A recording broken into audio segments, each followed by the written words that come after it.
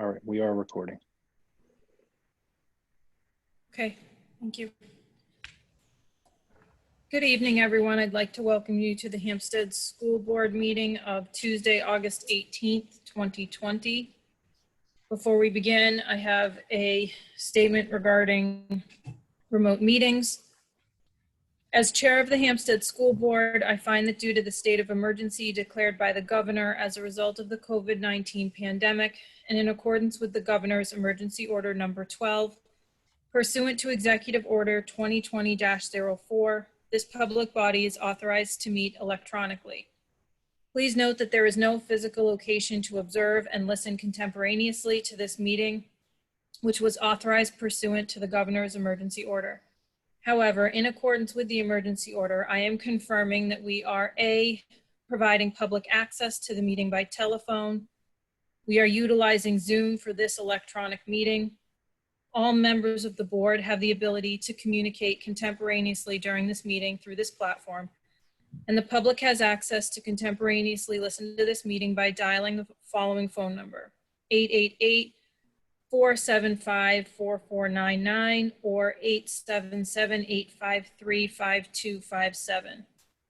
B, providing public notice of the necessary information for accessing the meeting. We previously gave notice to the public of the necessary information for accessing the meeting, including how to access the meeting using Zoom telephonetically. Instructions have also been provided on the district website at hsdschools.net. C, providing a mechanism for the public to alert the public body during the meeting if there are problems with access. If anybody has a problem, please email hmstechnology@hsdschools.net. D, adjourning the meeting if the public is unable to access the meeting. In the event the public is unable to access the meeting will be adjourned and rescheduled. Please note that all votes that are taken during this meeting shall be done by roll call vote. Melissa, will you please take a roll call attendance? Megan Malcolm. I'm here and I'm alone in this house. Caitlin Parnell. Here, I'm alone in the room. There are other people in the house. David Smith. I'm here, alone in the room. Others are in the house. Jim Sweeney. Looks like he might be muted. Nope, we're good now. Thank you. Nope. Jim, go ahead. Can you hear me? Yep. I'm here, alone in the room. Other family members in the house. Karen Yusenka. I'm here alone in my office. There are other family members in the house. And executive consultant, Dr. Earl Metzler. Present, and there are other members of my family in the home. Thank you. Thank you, Melissa. Board members, you have multiple sets of meeting minutes in your packets. For the record, we have public meeting minutes from June 23rd, July 16th, July 17th, July 22nd, and August 4th. In addition, we have non-public minutes also from June 23rd, July 16th, July 17th, July 22nd, and August 4th. At this point, if we can take them all together for approval, we will, but if anybody wants to do these separately, please just let me know. Take a minute, couple minutes to review if you have not done so already, and then we can talk about a motion for all of them or separating them out by date. Or we could do public minutes and non-public minutes.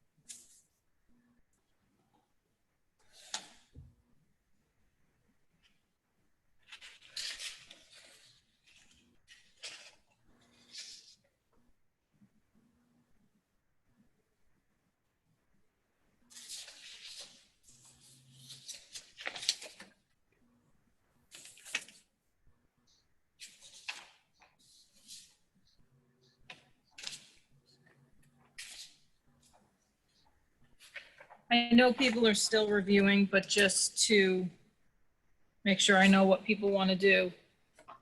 Do we want to do these all together in one motion, or do we want to split them up? Okay, we're I doing think both. we can name them separately in one motion. Right, name the dates and in one motion. That works for me if anybody wants to make the motion.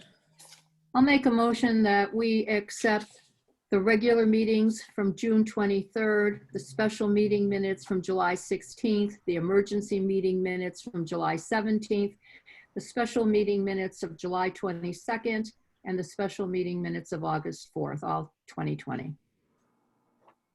Second, Okay, any discussion? Okay, seeing none. Melissa, will you please call the roll vote? Ms. Malcolm, Yes. Mrs. Parnell, Yes. Mr. Smith, yes. Mr. Sweeney, Yes. Mrs. Yusenka. Yes. Thank you. Motion carries. Okay, thank you. Okay, first item under current business is summer hiring and personnel reports ratification. Dr. Metzler? Yes, so during the summer, we have a slightly different hiring process. So we were able to provide you with candidates throughout the process, and we were able to get electronic signatures. This evening, we have the resignation to ratify, which is Kelly Parker, elementary teacher at the Hampstead Central School, and a nomination that has been approved, which is Catherine O'Neill Cipriano to replace that position at the Hampstead Central School as an elementary teacher. So that would be the summer hiring that we're looking for you to ratify this evening. Can I have a motion to ratify the summer hiring? So moved. Is there a second? Second. Second. Second. Any discussion or questions? Okay, seeing none. Melissa, will you please? What? Sorry. Melissa, will you please call the roll vote? Sure. Ms. Malcolm, Yes. Mrs. Parnell, Yes. Mr. Smith, Yes. Mr. Sweeney, It looks like he's frozen. okay. I'll move on to Mrs. Yusenka, Yes.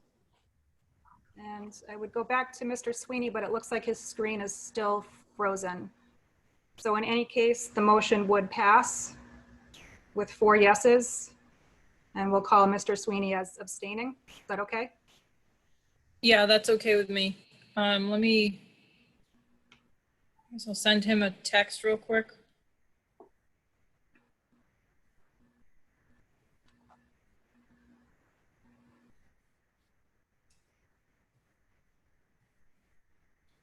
Would like to give him just a minute to see if we can get him back online prior to moving on to the virtual learning plan. I don't want him to miss out on that, but we'll give him just a minute to come back on. And Mr. Flynn, you may just need to keep a lookout for his cell phone.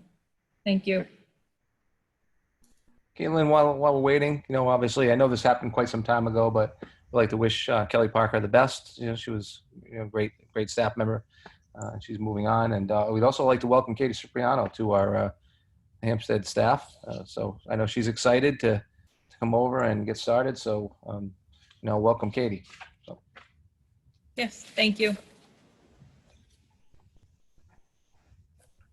Okay, Mr. Sweeney is calling in, so we'll get him settled.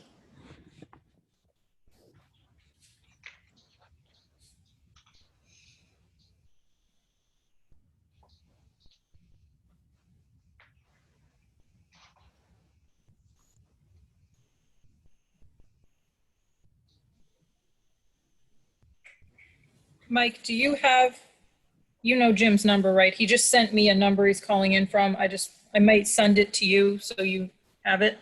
Okay. It Right might now be, it'd be, yeah, it might be his regular number anyways. But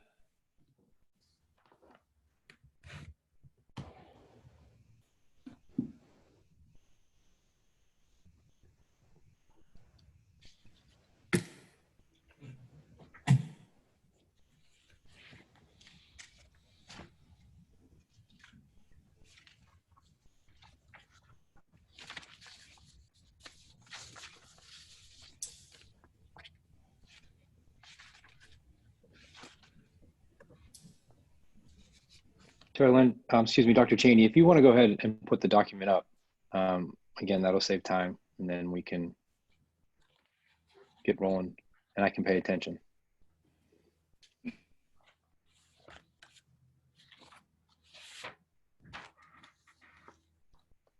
I'm going to say let's go ahead and whenever you guys are ready, whenever you're ready, Mike. Okay, he just got in. Let me just find him Okay. on the list and Okay. then I'll unmute him. I know you're kind of doing both here. So.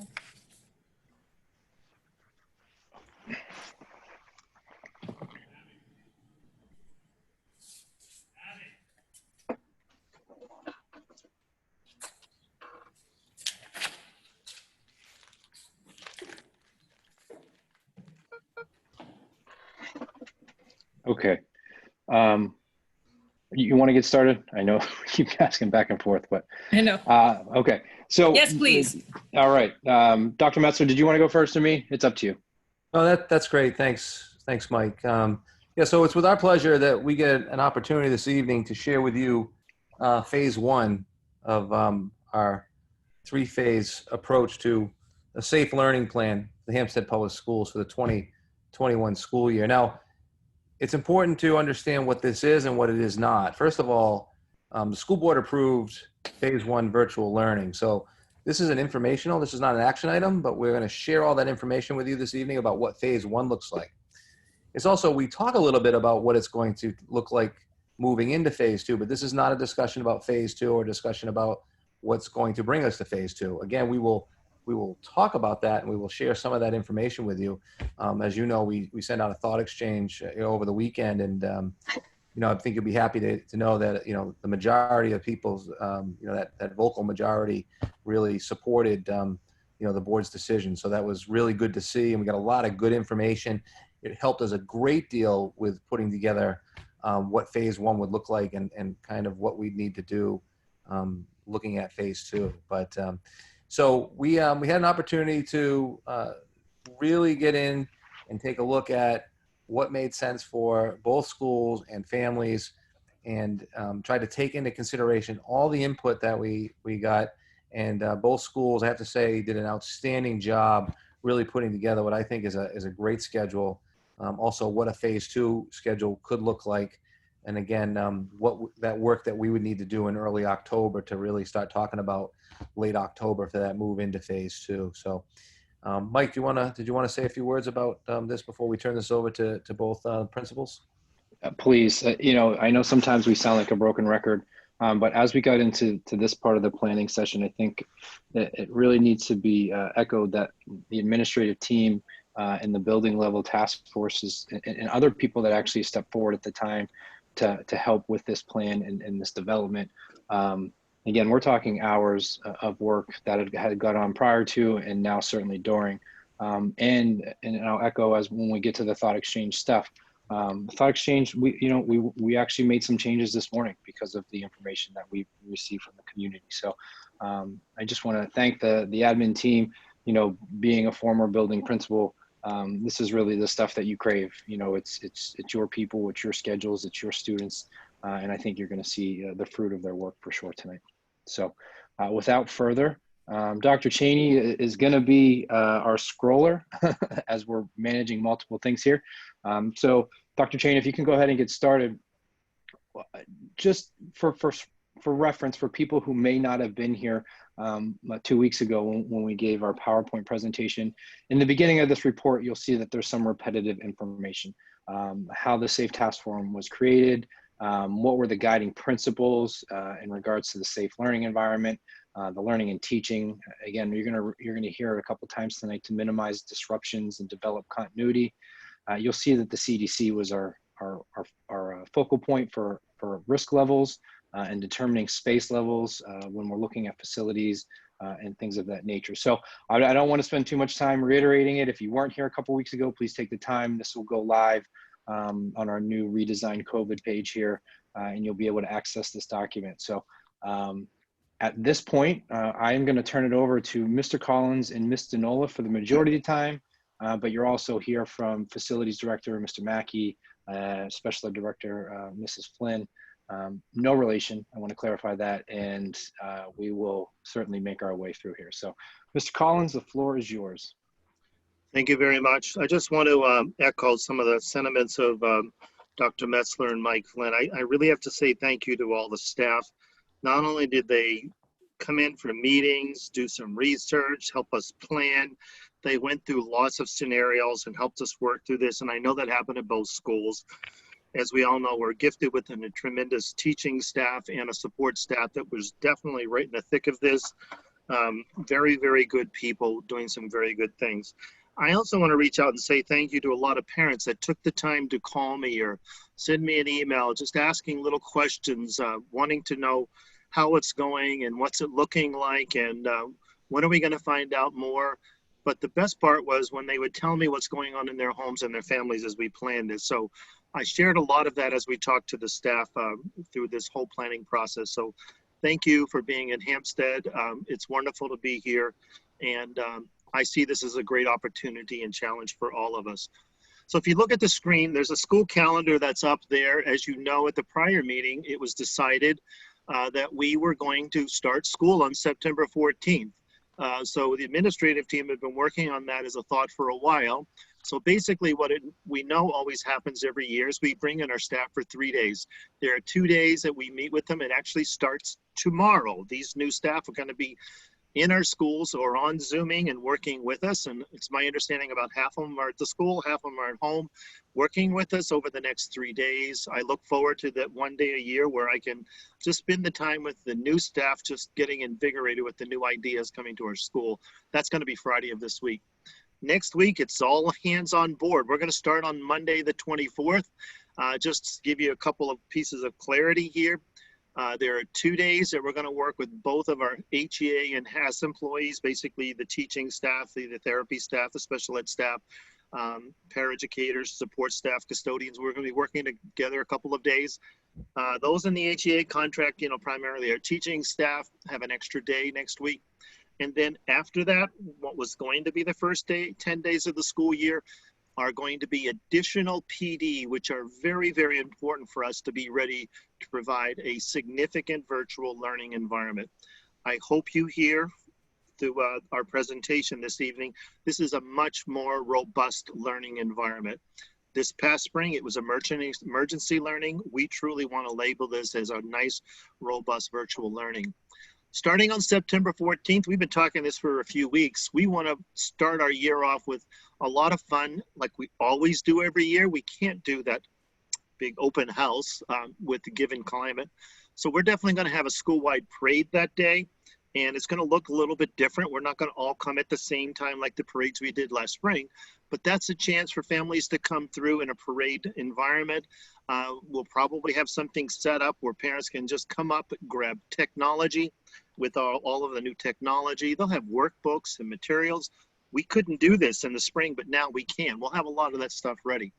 And then the teachers and the staff are going to be back at their computers ready for those kids as soon as they can to log on and start learning on September 14th. And once we hit September 15th, we're off and running. The next thing I just want to give you some timelines. October 12th is when we're going to stop and pause and start looking at where we are and start reevaluating phase 1 learning. So that means those first 4 weeks, we're just going to be busting it to give you a great, robust virtual learning environment. We're going to bring back to the board on the 20th of October some of our reflections and figure out where we are and where do we go next.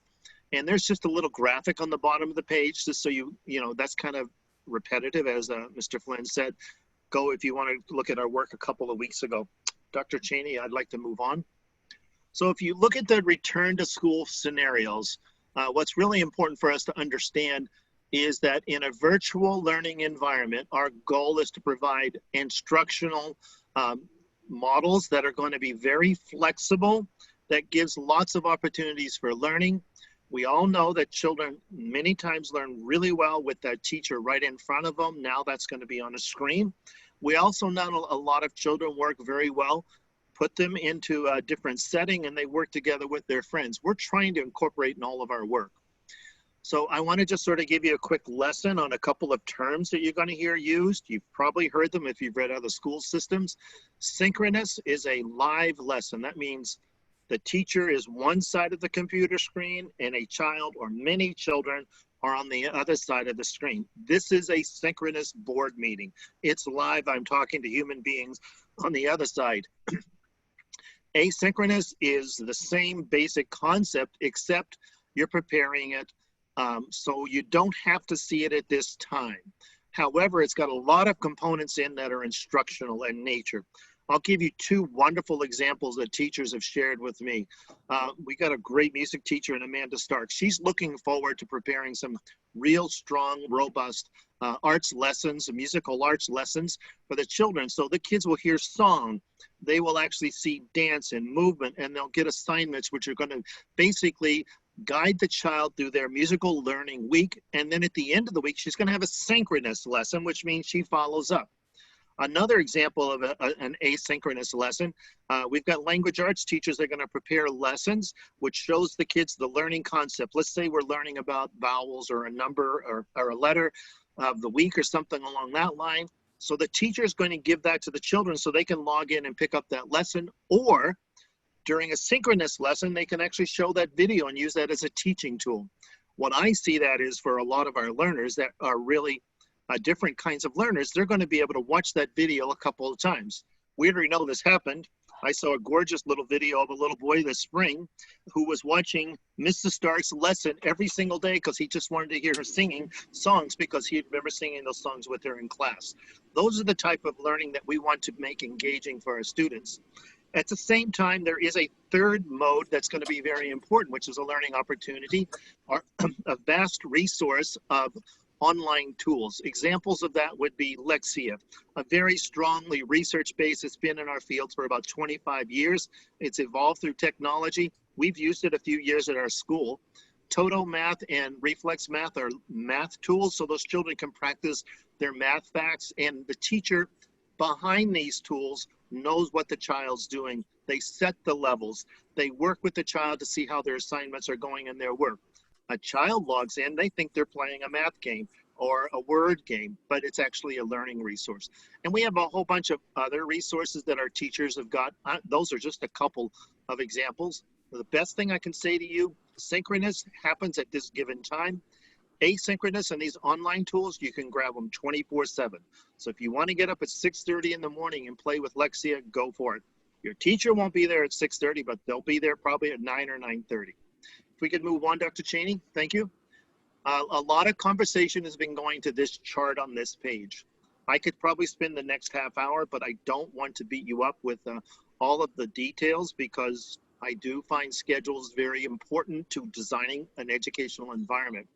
But I just want to go down. If you look across, you're talking about a row. If you're going down, you're looking at a column. So if you look down a column, kindergarten, you can see a whole bunch of different facets of their day. Grade 1, you can go down that column. It's also important to look from left to right if you're looking at lessons. So I'd like to start off by talking about if I'm a first grade child, what should I expect to be happening?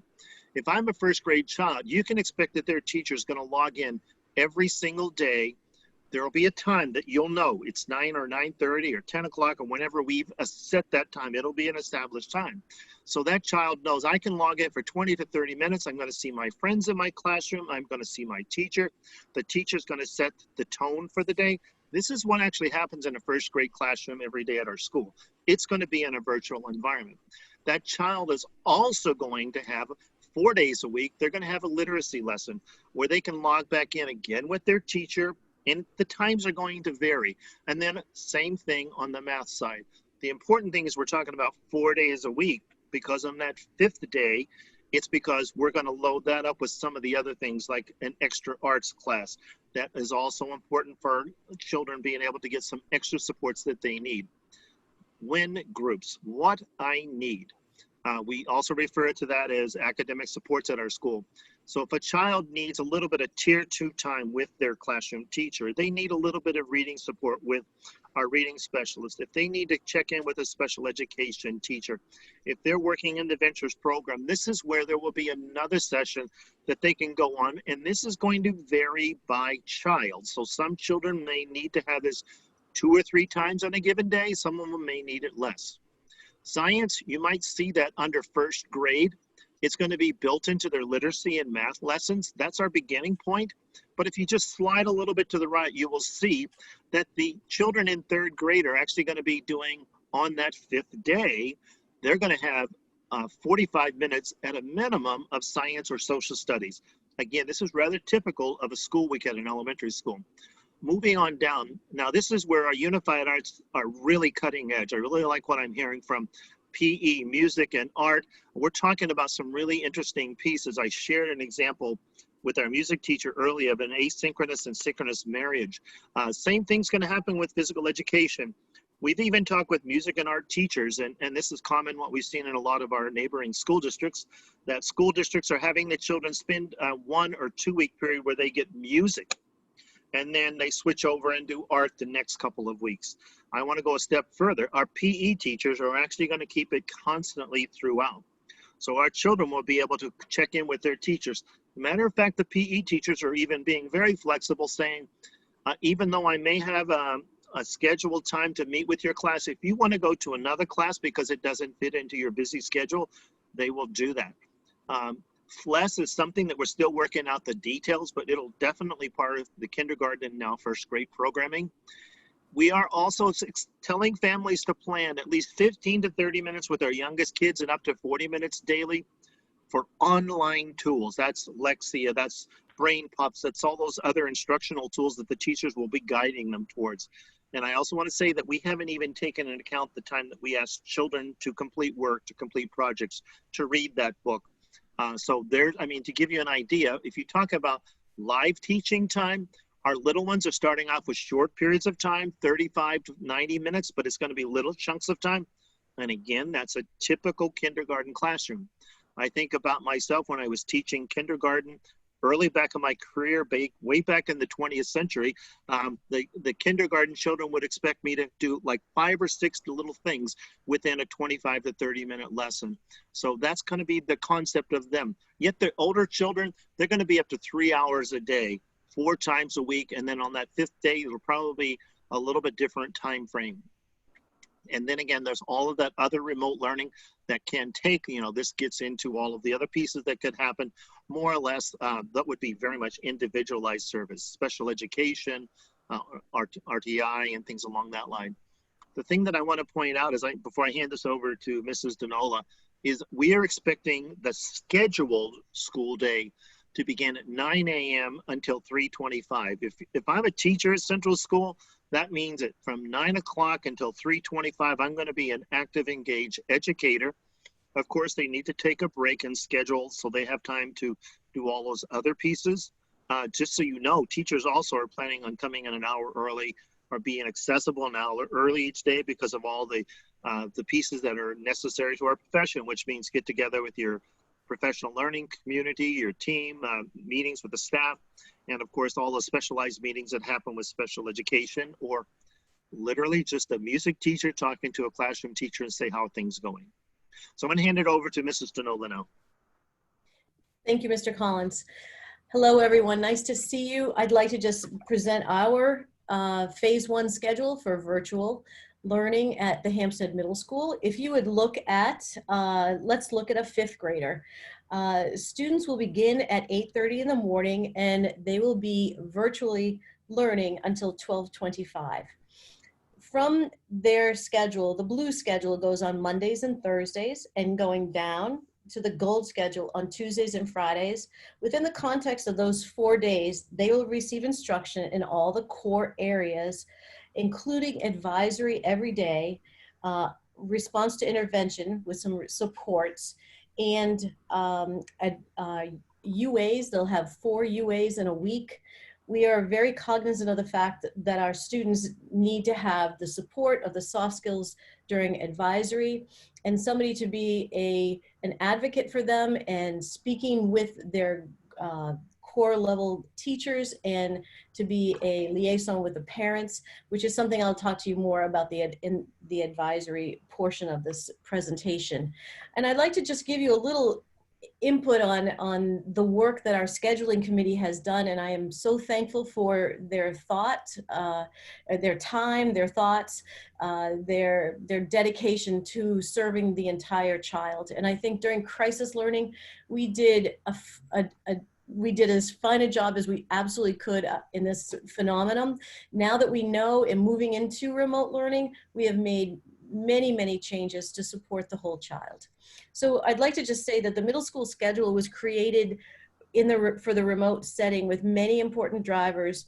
And first, it's live scheduled learning time. So we are following our Power School schedule.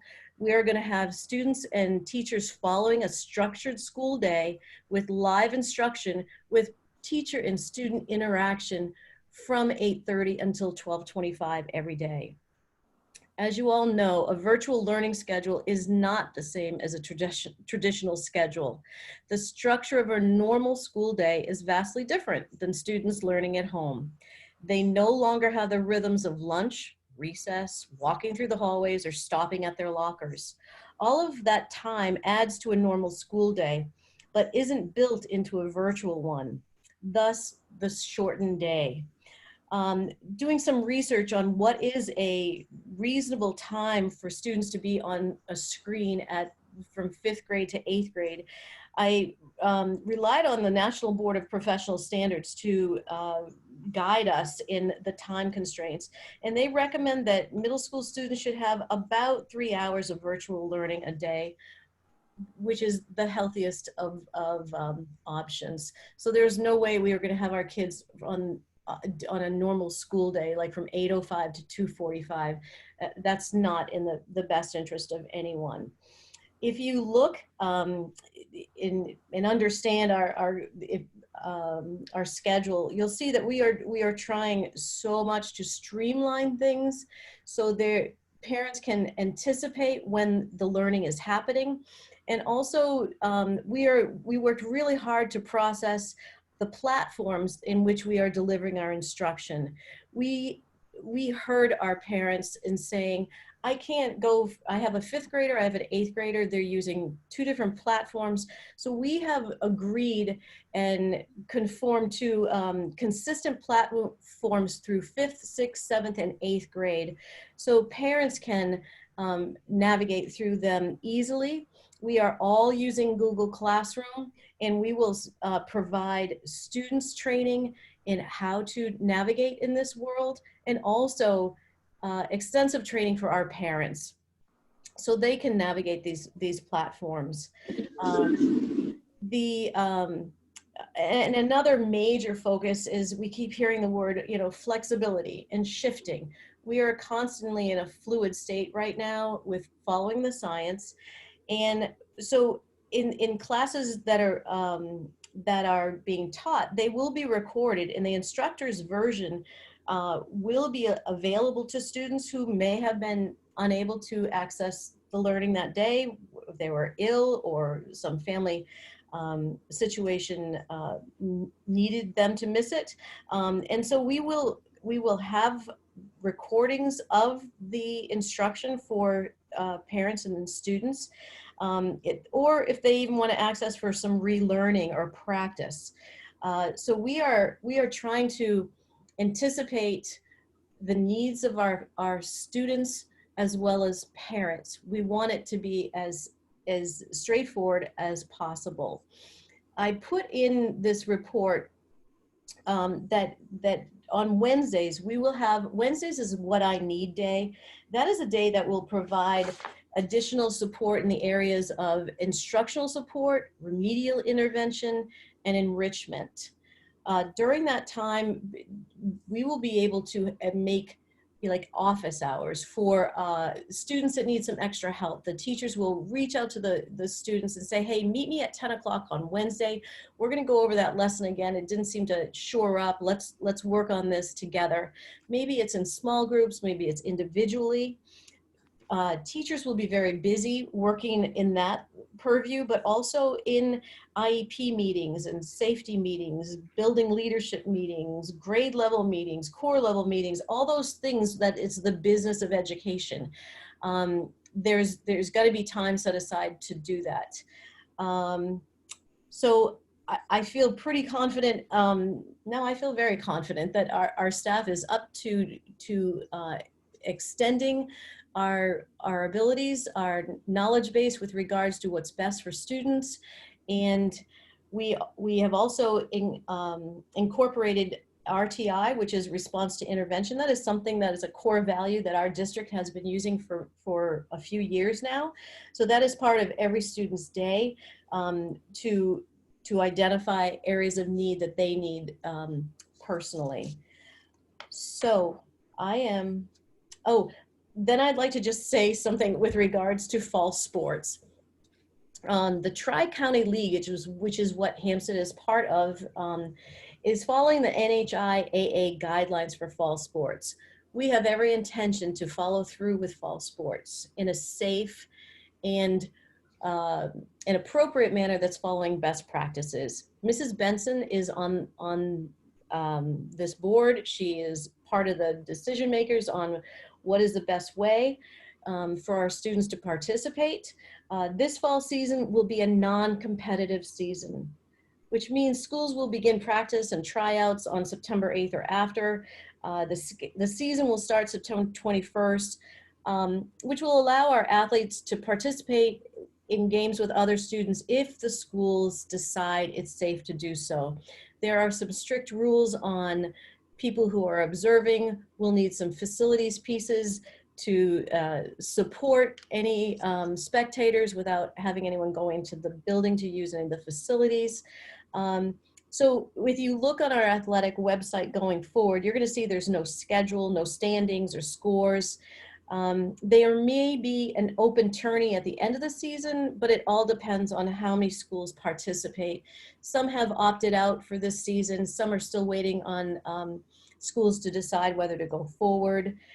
We offer cross country, which is a very large group of students, which sometimes we have up to 90 students. So we need to be able to create smaller pods of that sport to go forward. We have boys soccer, girls soccer, and field hockey during the fall season. So I have let Mrs. Benson know to start the planning for this and give our students this opportunity to run like the wind. So moving on, Mr. Collins, you are going, or I believe, Mr. Flynn, I believe you're going to talk about the thought exchange and the transition. I am. So, you know, a lot of, one of our biggest questions that we've been hearing is, how do we get from phase 1 to phase 2? And to be really honest and transparent, the task force and the small group forces have been putting together a list, and we're still unsure of the exact, I'll use the scientific metric. Is it, you know, is it 0 cases? Is it 2? It's 3, because we really keep coming back to what it looks like on August 18th might not look like it on September 21st or October 1st. So really, you're going to see those metrics come more clear as we produce phase 2, or as in the coming weeks we show you. What we wanted to show you, though, more specifically, was the thought exchange. And the thought exchange said, what questions or ideas should we consider when transitioning from phase 1 to 2? And on here is, it says top 10, but after I cut it out of the PDF, it ends up being the top 13. And it was pretty telling. And we had, I'm so impressed with the community. And actually, there was 487 people that have participated, 435 thoughts, and over 22,500 rankings. That means people took time to read all 435 thoughts and rank them how they felt was obviously most important from 1 to 5. And what you'll see here is the top 10. And you know, I'm sure you can all read, but what we'd like to discuss is Some of those things were actually already in our plan. And then I spoke to you a little bit earlier about how some of those things made us adjust our plan.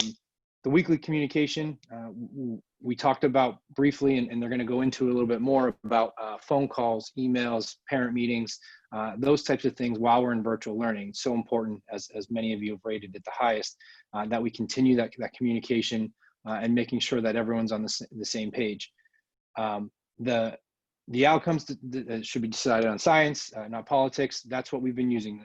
CDC, American Association of Pediatrics, all those guiding documents that have driven us to some of our safety decisions. The strong relationships between staff and students, it's so important. Ending the year through crisis learning, you had already established relationships. This year, we have to build those relationships, whether it be through new students within the classrooms, new small groups, one-on-one meetings, whatever it may be. It's so important that we establish those relationships between our students and staff. This was one that was, one of the okay, we thought one way. We presented 2 weeks ago about an every other day model. And you'll see here a couple times that it says, make sure students and family are attending on the same day. And it shows down the bottom as well once we get down there. So we adjusted our model. So as you see here, when we get into the next part, you'll see that we transition it to make sure that it's alphabetical, and that we're doing a Monday, Tuesday model with a break on Wednesday for deep cleaning. And then we get into a Thursday, Friday model. And that was certainly from the feedback of the community. Dr. Metzler said it repeatedly, making sure parents have choice to stay remote if they're not comfortable. And again, we also feel that if we ask the question now, you might get some different results on if you want to return or not. And that comes down, Dr. Cheney, if you can scroll to the next one, about the importance of surveying the families and the staff on the return of phase 2, so we can get a better idea of what the numbers may be, and will help us determine our transportation needs and those types of methods. Some things that we were already doing within the report, which helped us validate the work we were doing, was the focus on learning. We don't want to look like a blizzard bag anymore. We don't want it to look like crisis learning. We want this to be more direct instruction, as Mr. Collins and Ms. Denola equated to, and we want to make sure that there's a valuable experience. We all want to get back to school, but we also need to make sure that what we're providing in the first month prior to reevaluating where we are is something of value to both the students and the families. And then I think there's no secrets here, and we'll get into the facility stuff later, but the HVAC system, the needs for upgrades, and what is the district doing to improve that.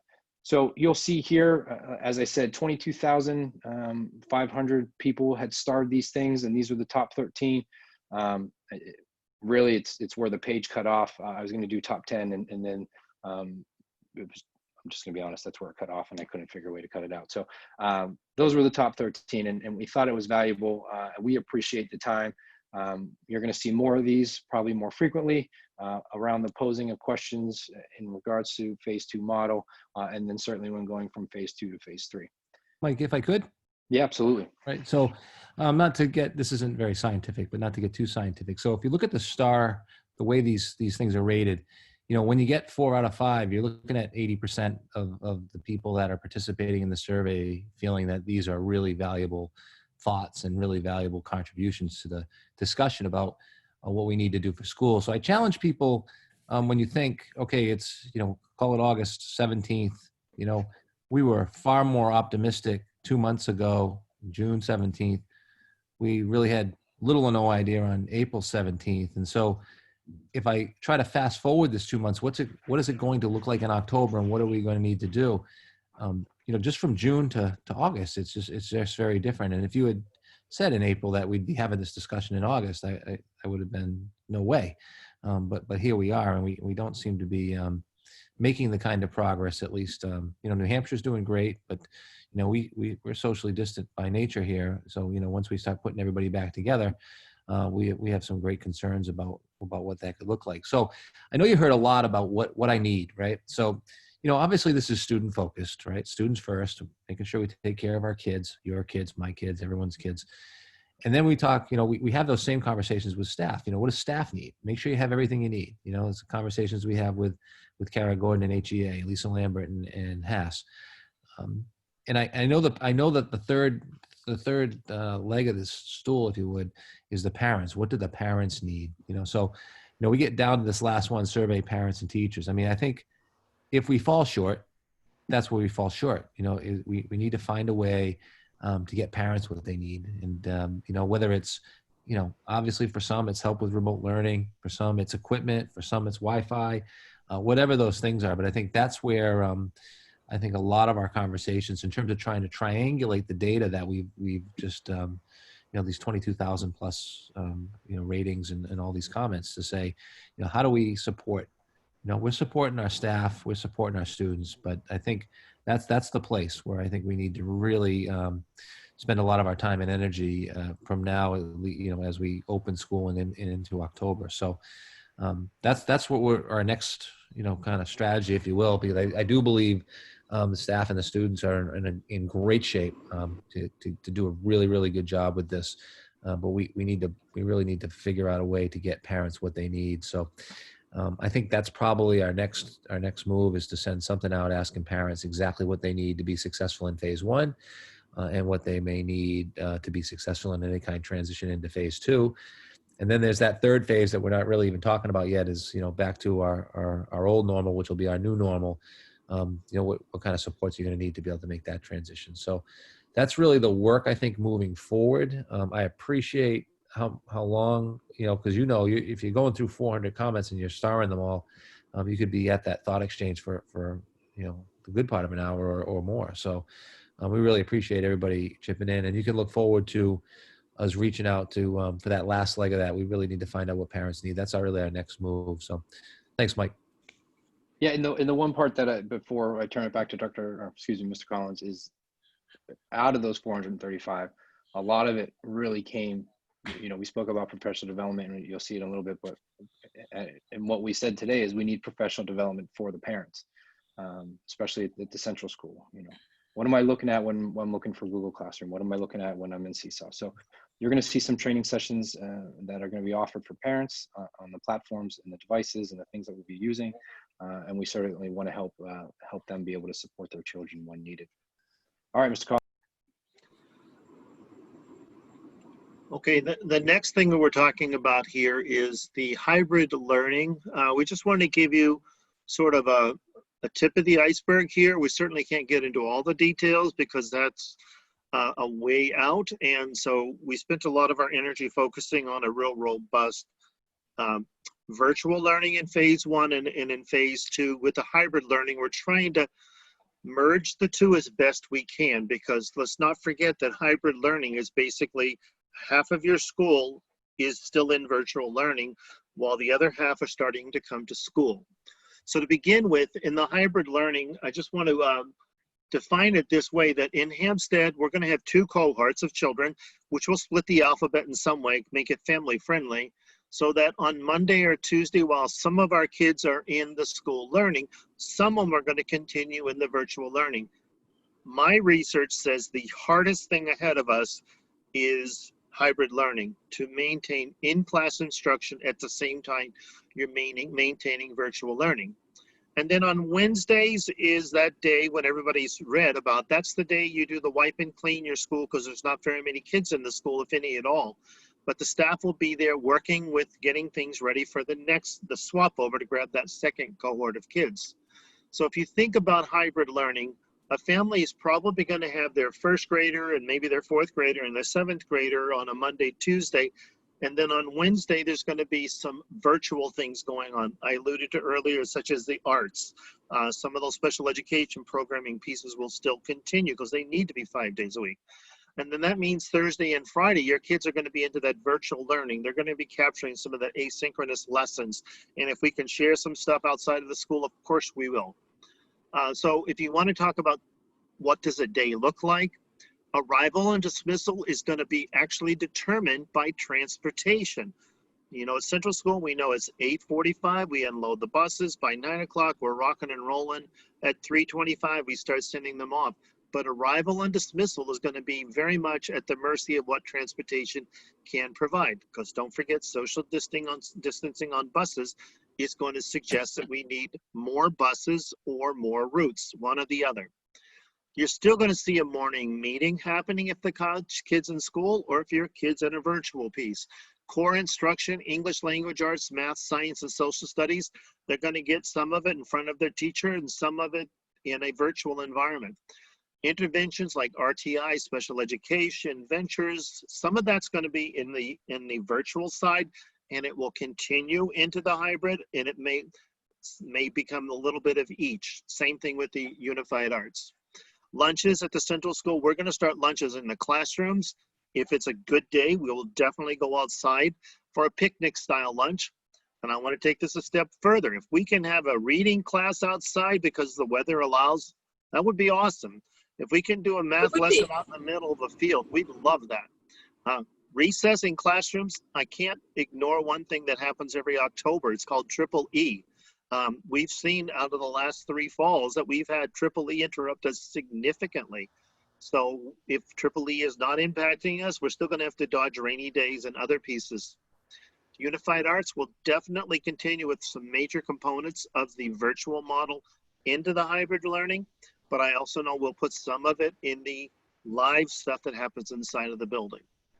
And so basically, I just want to highlight those things. Asynchronous learning will continue from the in-school session. So if a teacher gets something started on Monday and Tuesday, it'll continue on to the rest of the week in that asynchronous learning stuff. Teachers are up for the challenge, but it's a big challenge ahead. Students will have access to both programs, resources, Lexia, workbooks and stuff. It'll actually help us out if they're in the school a couple of days. That'll cut down on the delivery challenges ahead of us. So I think I'm ready to move it over. Is it Mrs. Denola? You can speak to the middle school stuff. Thank you, Mr. Collins. The Hampstead Middle School hybrid phase number 2 is very much like what the students were experiencing in the remote learning as far as their schedule and how they follow their core courses and their UA classes. We're blending remote learning with in-school learning, and 50% of their classmates will be in attendance. We are going to select the student cohorts grouped on their the alphabet, so we can have families grouped together for transportation and ease of scheduling. I just love being outdoors. I love to encourage our kids to be outside. We encourage the use of our courtyards on a regular basis. We've got outdoor padding so kids can be sketching and writing and reading. We use our pavilion regularly, and we have an outdoor classroom that we facilitate, and our teachers do access on a regular basis. And that's all based on Mother Nature allowing us. And Mr. Collins was right. Triple E really hit us hard last year. And we don't know what's going to happen with that right now, but I'm just want you to know that we truly want our kids to get as much fresh air as possible and access our beautiful campus. We have a gorgeous campus. Wednesdays, we'll continue to offer our wind supports, and we definitely need Wednesday to do the deep cleaning of our schools. So we move on to. So the next section, I'll just pick it up from here. The next section, I'll be very honest here. We're not trying to reinvent the wheel. We've actually gone through a number of school district plans. So some of the things that you're seeing here, you may have seen if you saw a plan for Milford or Bedford or Exeter or many of the other great school districts around our state and beyond our state. So if you see some of these pieces, there's definitely there. But I want to highlight there are 5 basic tenets that are going to be covered in these next few pages. Healthy classrooms. We want to make sure that we're following the safe practices in our classroom. Healthy buildings. We want to extend that throughout our building, which includes clean air, breathing, and all those pieces. Policies. We need to make sure that we create a culture built around policy of health, safety, and shared responsibility. Healthy schedules. So one of the words we develop schedules. We don't want to make a schedule confining that we can't be healthy. And of course, healthy activities. We have to modify the activities so that our children are healthy and getting lots of movement. So let's start right now with the big one, face coverings. There's been a lot of conversations in our society about masks and all of that. And if you talk to 14 people, you get about 13,000 opinions. So if we start off with the mask, I'm going to say that our preschool and kindergarten children, when they're at school, they're going to be required, when social distancing is not possible, that they will need to wear a mask. I want to carry that over to the elementary kids at 1 through 4. They are required when social distancing is not possible. This is such as the bus, in the hallways and such. Over at the middle school, they're expected to wear a mask at all times. It's as simple as that. We need to make it a little bit older. They're older children, they can manage that. Other things that I want to say, when students are in their classroom and they're a little one, they're a preschool or they're a kindergarten, they're 3, 4, 5, maybe 6 years old, wearing a mask is humorous at times, and some of them are very good at it. So we're going to have to work that into our part of our daily routine. Facebook has got great pictures of little ones with masks. Some of them are cute, some of them are not so cute. Our elementary kids, when they're seated at their desks, if there are safety barriers in place, and yes, we are looking at safety barriers, furnishings around the classroom, or even plexiglass strategically placed, or other types of legitimate barriers. So you're going to see a lot of those at the elementary level. 1 through 4, and at the preschool, of course, you'll see those, but I think if you walk by a preschool classroom or peered in a window, you might see them not wearing masks. In an elementary classroom, I think you're going to see them more. But of course, the tenet that we see in all schools is mask breaks will be expected. Mask breaks will happen more often with the younger children, and of course, the older children as well. The preschool and kindergarten children who cannot wear a mask will be required to wear a face shield. Same thing at the elementary, same at the middle school level. So we're trying to make sure we do the two-way protection that comes from face coverings, whether it means you're protecting yourself as well as protecting the others. Hand hygiene, we do expect our students to wash their hands frequently, and we will have extra hand sanitizing stations around. We've shared that there are only one set of bathrooms upstairs at the central school. We have made a strategic decision that we will use the art room this fall as a classroom, primarily a special education classroom, and we're also going to structure it in a way because the art room has extra sinks. So you will see a set of sinks down at the end of the hallways upstairs, and we're also going to strategically move some specific classrooms so those children can easily go downstairs to the shared bathrooms. So that'll create some additional traffic patterning around our school. We are looking at additional hand sanitizing stations, and I know Mr. Mackey has even done a good job looking at some of the research on the cost viability of putting some additional sinks strategically around the building. Disinfecting objects, we are going to have to talk about shared supplies in a very different way, which means if they are a shared supply, we won't be able to do it in the same way. A good example I'll show you is scissors. It's pretty common in a first grade classroom to have like a half a dozen, 10 sets of scissors that are on the side for artwork. The new world says every child will have their own set of scissors if they're in school. We may even need to send scissors home to families. We will definitely be getting to material surfaces and supplies on cleaning. We've got a whole long list of that. Mr. Mackey's right on top of that. Our staff are ready to assist. Some of our older students will probably want to help out, but this really needs to be something that we do for them. We will work on that. Physical distancing is the next one. 6 feet, as you know, is the CDC recommendation, and we're going to work for that as long as possible, as much as we can make that work. Traffic patterns around our school, both of the schools, you're going to see very specific traffic patterning that must be designed to increase safe measures for all children. Dr. Cheney, if you want to move on. I'm not going to talk very much about air ventilation, but I will tell you Mr. Mackey will be sharing some more later on. But I have to say he's done a tremendous job communicating with the principals and the other administrators to figure out what we can do to make this work. Physical barriers, I shared earlier, plexiglass is there. I'll share an example. Last week, we did bring in roughly 60 of our children that are new to our school in first grade or coming into kindergarten for our first time in our building. And we screened those children. We had plexiglass set up. We put in certain protocol and it followed, and it worked very well. No contact infrastructure. If you go down the hallway, there are water fountains in both of our schools that are strategically placed. Many of them also have the water filling stations.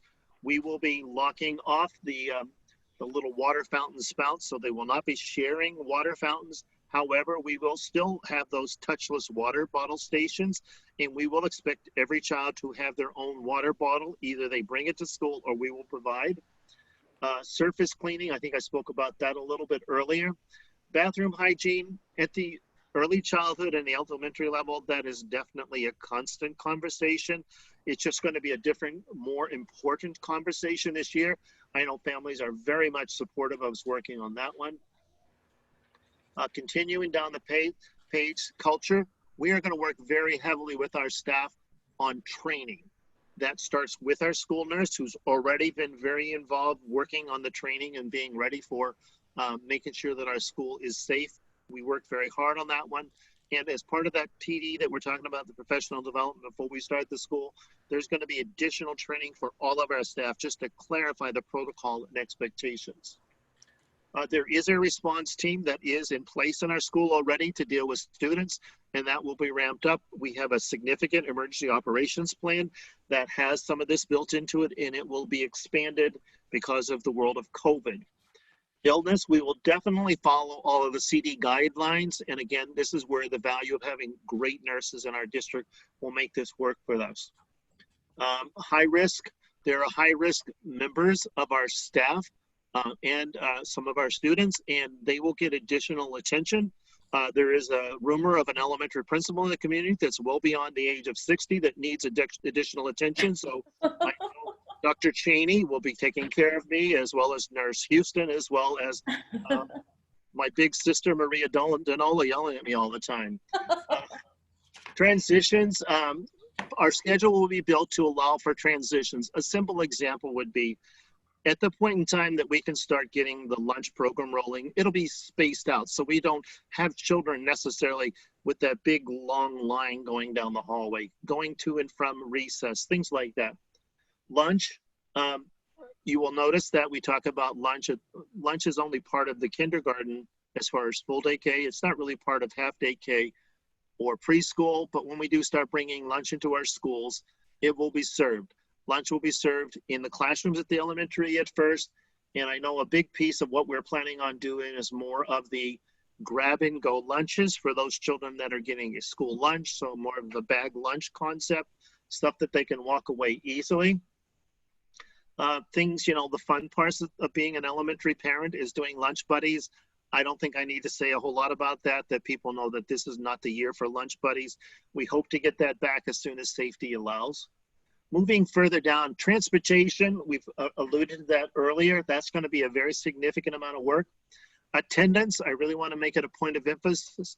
In the spring, we kept attendance since it was in a constant mode of change. We did not track the attendance in the same manner that it will be done this fall.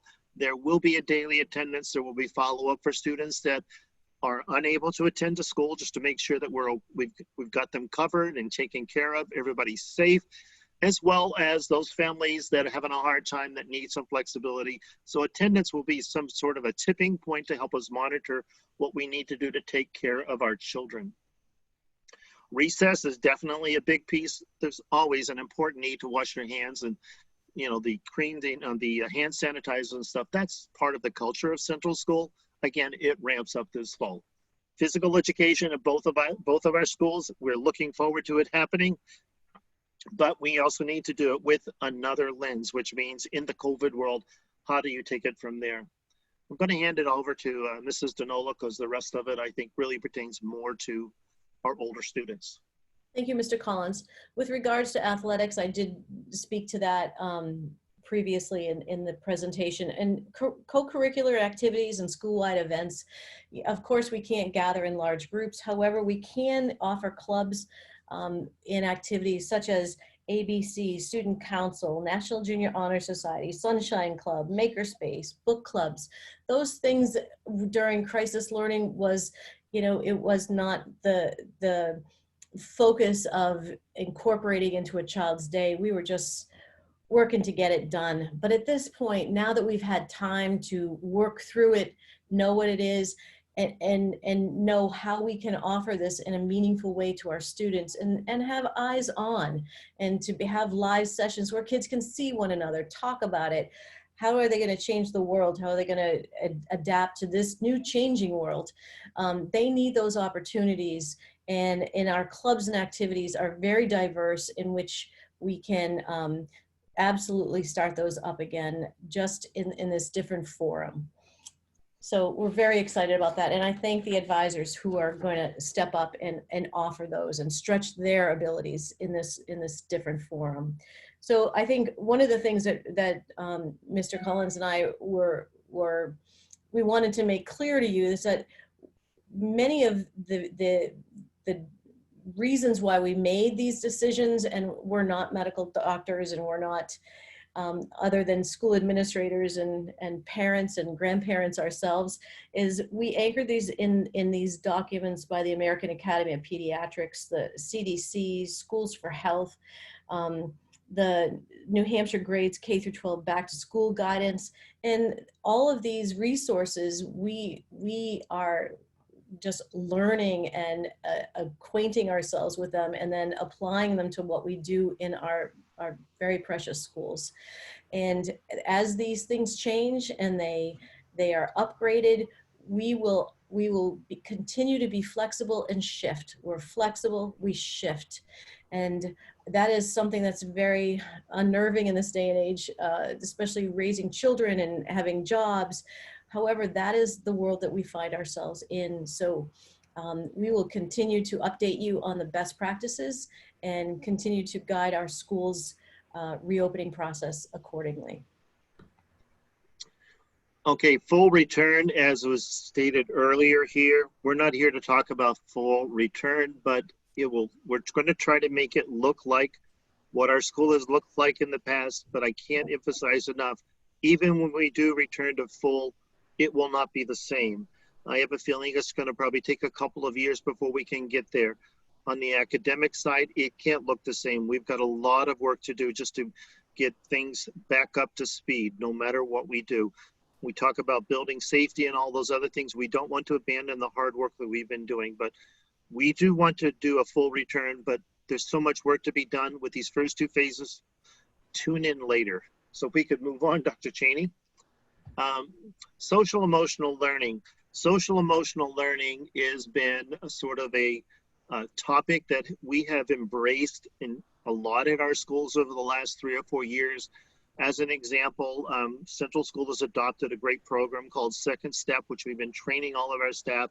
Michelle Krista, our school counselor, has taken lead on this and done some work and research with the full support of all of our social emotional learning team, including our social worker, our school psychologist, our school nurse, and others that were addressing the social emotional piece. And this stretches into every member of our staff and every one of our children. So we've actually been working on how do we address social emotional learning in a virtual world. Excuse me. The classroom teachers, the reason there is a daily meeting in every classroom is to have that social emotional connection to our students. That's the reason, even though we may have a 4-day model, that daily meeting is so important at the central school and at the middle school that falls into the advisory program. The other piece is we've got a staff that wants to reach out to our families, and we will find ways to be in touch. If a child needs some assistance, we'll be in touch. It'll be a phone call, it'll be an email, but we will find a way to talk to you about your child. Mrs. Denola? Sure. With regards to the advisory program, I alluded to that a little bit at the very beginning. And our advisory program has morphed into something very, very special. And as of March 13th, when we went into crisis learning, it was one of those things that was not as steadily applied as it had been in the past.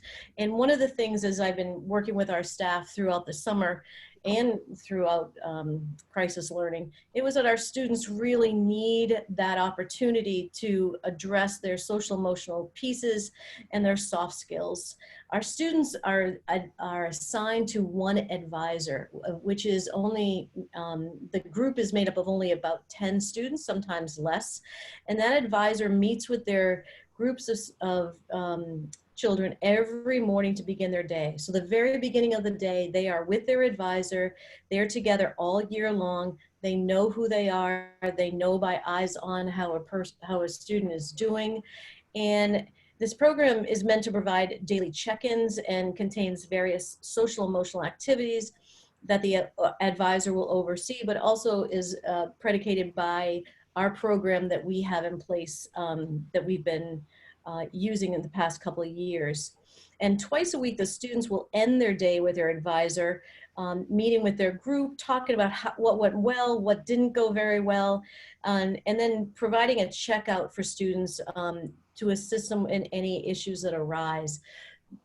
I have to thank Kevin Fisher and Kate Kuchar, who came to me a few weeks ago and just said, you know, if we had the advisor be the advocate for those children in their advisory versus the classroom teacher who has 100 students a day, if that advisor could be the advocate, check in with the students, check in with their teachers, and make a nest where they really know how their kids are doing, and then reach out to the parents with a phone call regularly to touch base with them and say, you know, Maria's doing really well in most of her subjects, but she's lagging behind in this area, or man, let's celebrate her ability to go out and above and beyond what was expected of her, but just kind of be a barometer of how the child is doing in this forum.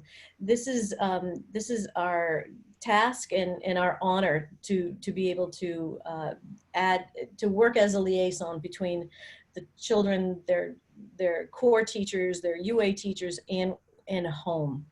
So I'm very proud. My teachers are absolutely dedicated towards this and to support the soft skills of our children going through this process. And as much as it is a support for our children, it is our staff needs it as much, because we are in this business because we love children, and to have this time with them, to not just talk about the academics, but the process and where they are is equally as important. I'd like to just say that our school counselors will also be providing regular support like they always have, individually and through small groups. And we have a social worker that has served us so well in supporting our families. And I'd like to just take this time to augment the need for our student resource officer. Detective Conway was absolutely vigilant in touching base with us every day to see how our kids were, how do they support our families during all phases of the learning. This past spring, truly I relied heavily on Detective Conway and his assistance in reaching out to families regarding the students' participation, the family safety, the resources that are available, and how to join families with these resources. You know, as we begin opening our schools during phase 1, and teachers are starting to come in to set up their classrooms for those of them that will be instructing from their classrooms. We have them entering the building. We have parents coming in for IEP meetings, either personally or remotely, and students accessing their IEP services. His expertise is so relied on, and we heavily rely on him to ensure the best practices to keep all of us safe through each phase of our school reopening. So I thank Detective Conway. He's been in touch with us over the summer, and we rely on him so much, and we're so thankful to have his expertise. And next is Mrs. Flynn, Director of Special Education, to review special education supports. I got to unmute her. 1 second.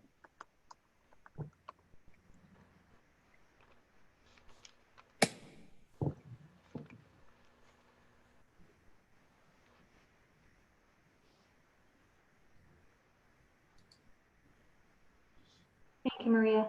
I just want to start by saying that our special education teachers, related service providers, and paraeducators are all prepared to provide services to students both remotely and in person through all phases of our operation.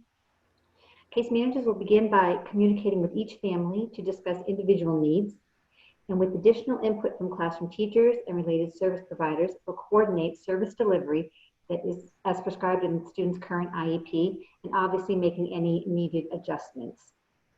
During phase one, individual student needs may require in-person services in our school buildings, and our plan is to begin with individual and small groups of 2 to 3 students. Transportation will be provided in accordance with the IEP to ensure their services are delivered, and Durham School Services has developed their procedures and guidance, obviously with input from the Center for Disease Control, and they have a plan which is included at the bottom of this document where you can see the measures that they're taking to ensure everyone's safety. All special education team meetings during this time will be conducted remotely until visitors are allowed into the school buildings. Student evaluations will be completed in person, and we've actually started doing that this summer. But if it's not possible, the team will have to consider other means to gather necessary information. Per the New Hampshire governor's order, IEP teams must convene for all students identified with educational disabilities within the first 30 days of school. And this is to address whether there's any need for compensatory services due to the closure as a result of the pandemic. Case managers in preparation this will have to gather reentry assessment data during the first week or 2 of school. Also, classroom performance, include any ESY data, as well as data collected from March through May. And from this data, obviously, we will, recommendations will be made in order to consider any IEP services that need to be provided at this time post the school closure. And in order to make sure all these meetings occur, since there are quite a few of them in a short time, each case manager will work with a designated administrator or LEA to develop a meeting schedule for their individual caseloads.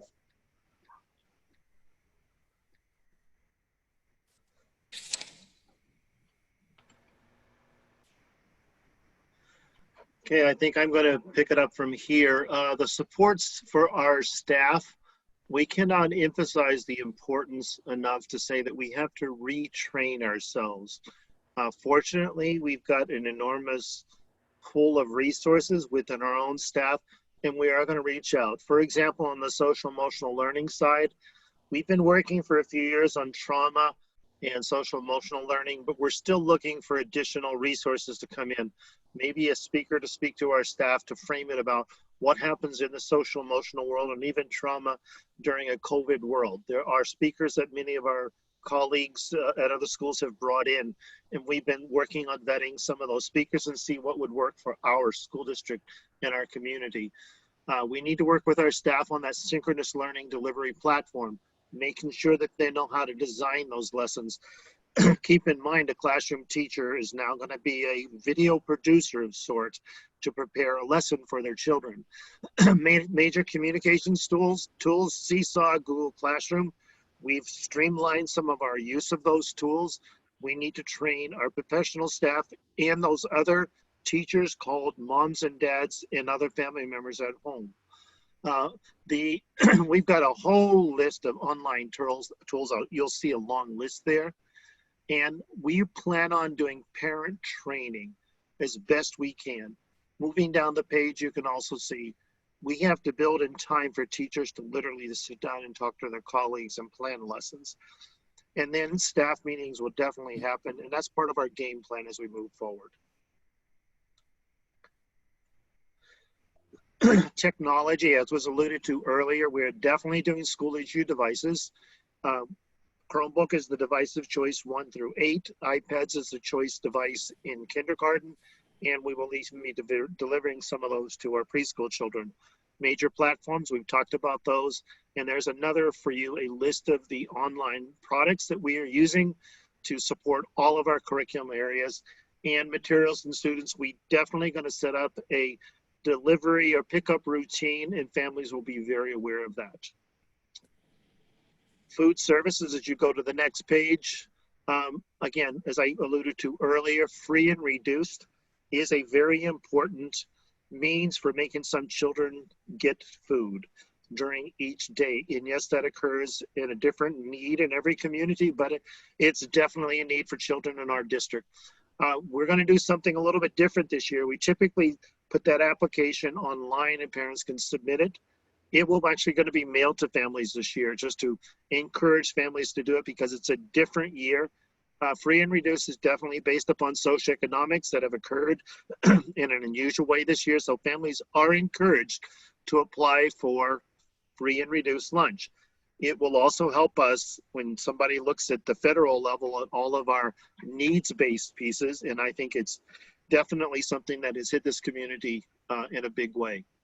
The pickup model, the food program, just so you know, we're going to centralize all of the food operations for central school and middle school for the next few weeks. Once we start school, we will be using the middle school as the place where families can pick up meals. As soon as we open school on the 14th of September, meals will be available. And I emphasize those meals are breakfast and lunch. So families that want to get into that will definitely make it available. And it's not going to be a daily piece. If you look at our notes, you'll see that it's going to be probably 2 or 3 days a week that the family can come and pick that up. I also want to use this as an opportunity to speak on behalf of all of the educators in the district. St. Anne's Food Pantry has been a godsend to this community. They've done an enormous amount of great work. They provided meals for many families in need. They took care of our children when we weren't able to be there for them, and they did a great job. The other advantage that I saw was St. Anne's Food Pantry. It brought the community together. It showed children the need to help someone else, to help their neighbor.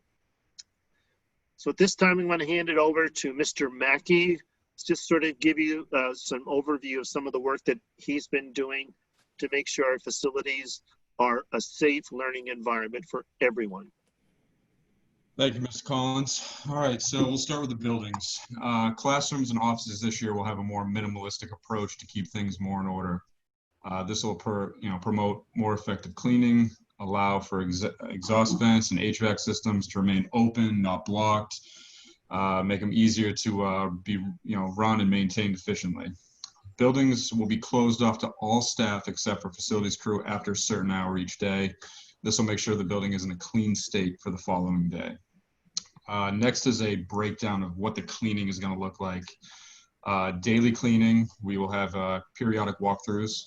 Bathrooms will be wiped down. Hand sanitizer dispensers will be checked. Common areas, for example, copy room or staff room, any room that a teacher may have to go to besides their own room will be cleaned. Egresses, hallways, and such. The night cleaning will be more of a deep cleaning. Any teacher and staff occupied room or office will be taken care of. All bathrooms, all common areas, hallways, egresses, foyers. During the day, there will be certain areas that do need deep cleaning. Special ed rooms, for example. Any rooms that are being used for any special service will be deep cleaned after each use.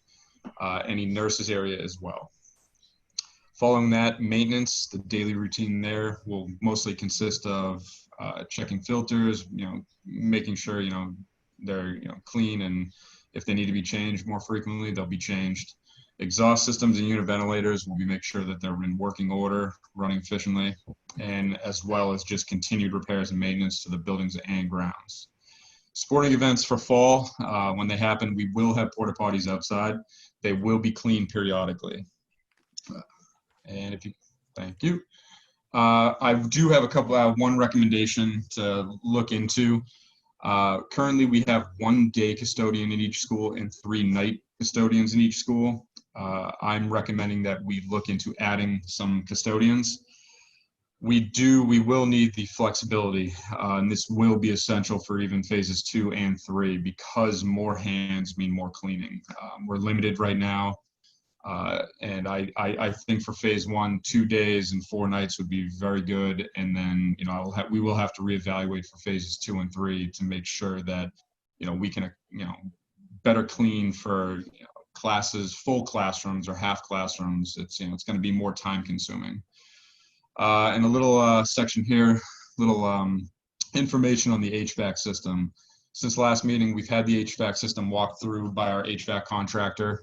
During that walkthrough, we had found that most exhaust vents on both schools needed some attention. We had a bunch that had just motors that were dead, belts that were loose, needed to be replaced. They have been replaced. currently the last few hoods, I believe it's 1 at Central School and I believe 4 at middle school. The parts have been ordered and they will be repaired very shortly.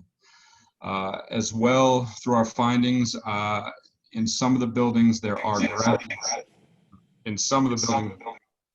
gravity-fed exhaust vents. They have now been cleared, cleaned, and opened. That way we can promote more airflow. Unit ventilators in every classroom have been maintained and now they're all running. And we will be having air quality testing, indoor air quality testing done currently, and should have some results on how our actual current system is working in full force. And to finish it off, you know, we will be continued in future needs for the safe and clean organized school environment will be determined by the facilities department for both phases. More detailed cleaning checklists will be created and implemented and be used for phase 2 and phase 3. Classrooms will be reorganized to meet any guidelines set by the CDC, whether it's, we're obviously shooting for the 6 feet, but the 3-foot minimum. And, our focus is obviously on safety, the building systems, the cleanliness, and yeah, we'll go from there.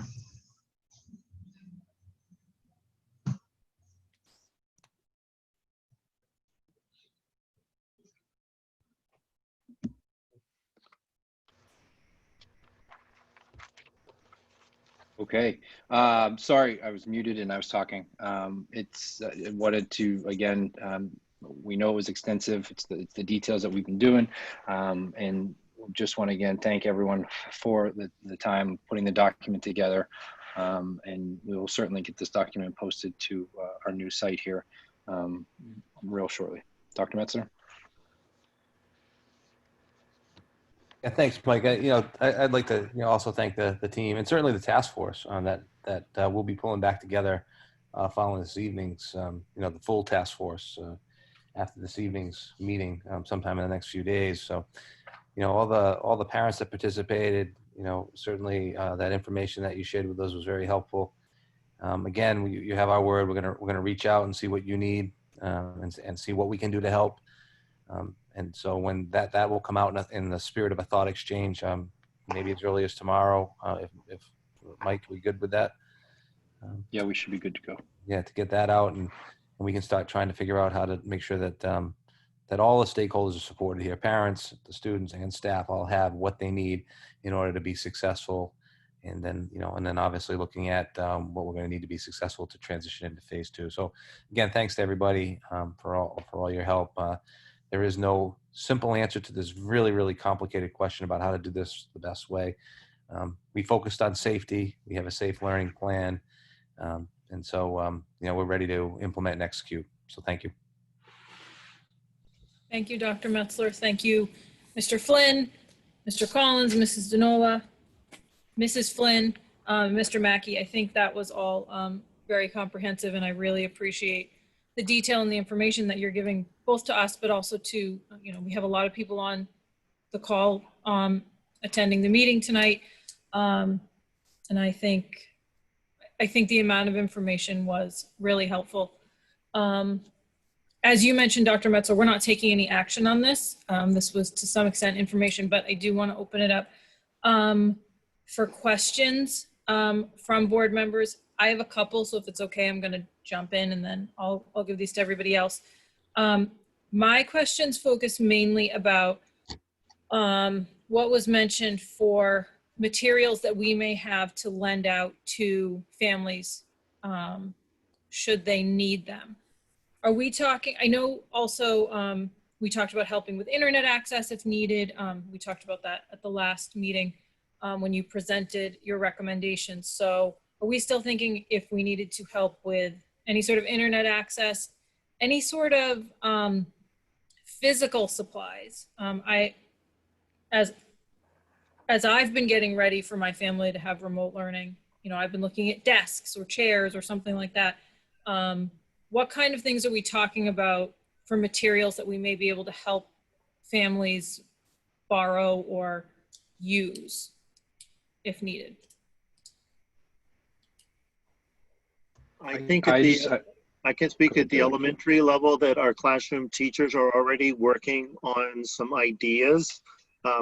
To be very honest, we were very focused on being ready for this, this presentation this evening, Yeah. which is essential to communicate to the community. And we kind of put that lower on our priority list because we do have a month before school opens. But we're going to be sending out vast communications to families over the next 2 weeks saying, this is where we are, this is what it looks like for your children, for your classroom, who your teacher is, and some of the other pieces, schedules, so they'll start to see what is there. And as part of that, we're going to tell them what we're going to provide. As an example, the BZ room at the Central School right now is relatively bare for the month of August. But Teresa Ulcher has been working with the other secretaries and the staff to get things ready. Little things, big things. We alluded to some of the bigger important pieces, like when the children do come back to school, their own water bottle. We need to have a conversation about how many masks we're going to provide and in what placement. It's become a fashion statement. There's a protocol that's going to have to go there. So, I mean, it's a lot of work ahead of us. And you just gave us one of them, which we put down on our list, but we've had some conversations. But parents will hear in a timely fashion. If they want to set up something, one thing that I would advise is to set up what the term has been created is called a Zoom studio. It's a place in your home where the child can work with relative minimal distraction. I, at home, have been sitting with looking at my backyard, and I get distracted when the turkeys walk through my backyard.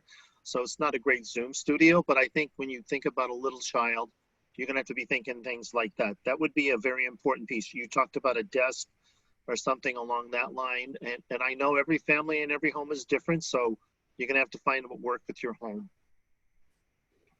And more specifically to some of the larger things you mentioned, access and wireless, those are the families we've already been working with over multiple years, not just currently during the pandemic. So our buildings have a pretty good pulse on who they are and what they need.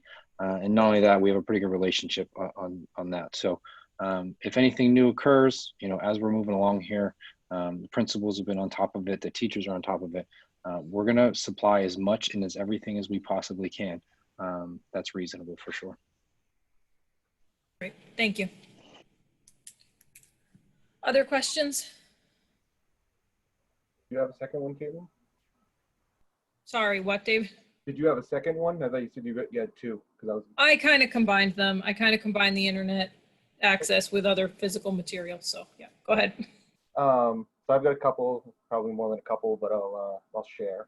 So Mr. Flynn, you mentioned the COVID site has changed. Can you just talk to a couple of the changes so the parents understand what either to see or to expect if there's any additional changes coming? Yeah, so I don't know how many people have noticed, but we took it down probably about 2 weeks ago. I'm in the process with the tech team of actually trying to redesign the entire websites, all of them. But more specifically, we're breaking it out in chunks. So actually kindergarten and first grade parents may have seen it with the FLES website. We're moving towards Google Sites. So you'll see the new one launch tomorrow, and it's going to be more of the new information rather than the old, I'll say the end of the year stuff about the announcements or when we were doing this or when they were that. So basically we want to start recollecting and having a streamlined place. We've done a far better job of posting stuff both on Facebook and Twitter as the website, but through discussions, I'll just be really honest, I think the website's clunky. So we're going to work on improving that, but you'll see that code pop up here. If it's not there, I don't know if we put it live tonight or not. It'll certainly be there within the next couple of days. And you'll be able to see like our presentations or anything, schedules that principals want to direct people to. We just wanted to have a common spot. All right, that's awesome, thank you. And you've been remiss to say, really great presentation from you, Dr. Metzler, principals, the staff. I thought it was really good, a lot of good detail. A couple questions on some of the detail. You mentioned the free and reduced lunches was going to be done through mail. Mr. Collins, I believe you were the one who said it. Is that also going to be online as well for those people that don't want to use stamps, that don't want to depend on what's going on with the postal service? Or is it? So the chat, we're gonna email that out to all the. Sorry, I'm cutting off Mr. Collins, but this is kind of my area. We're gonna email it out.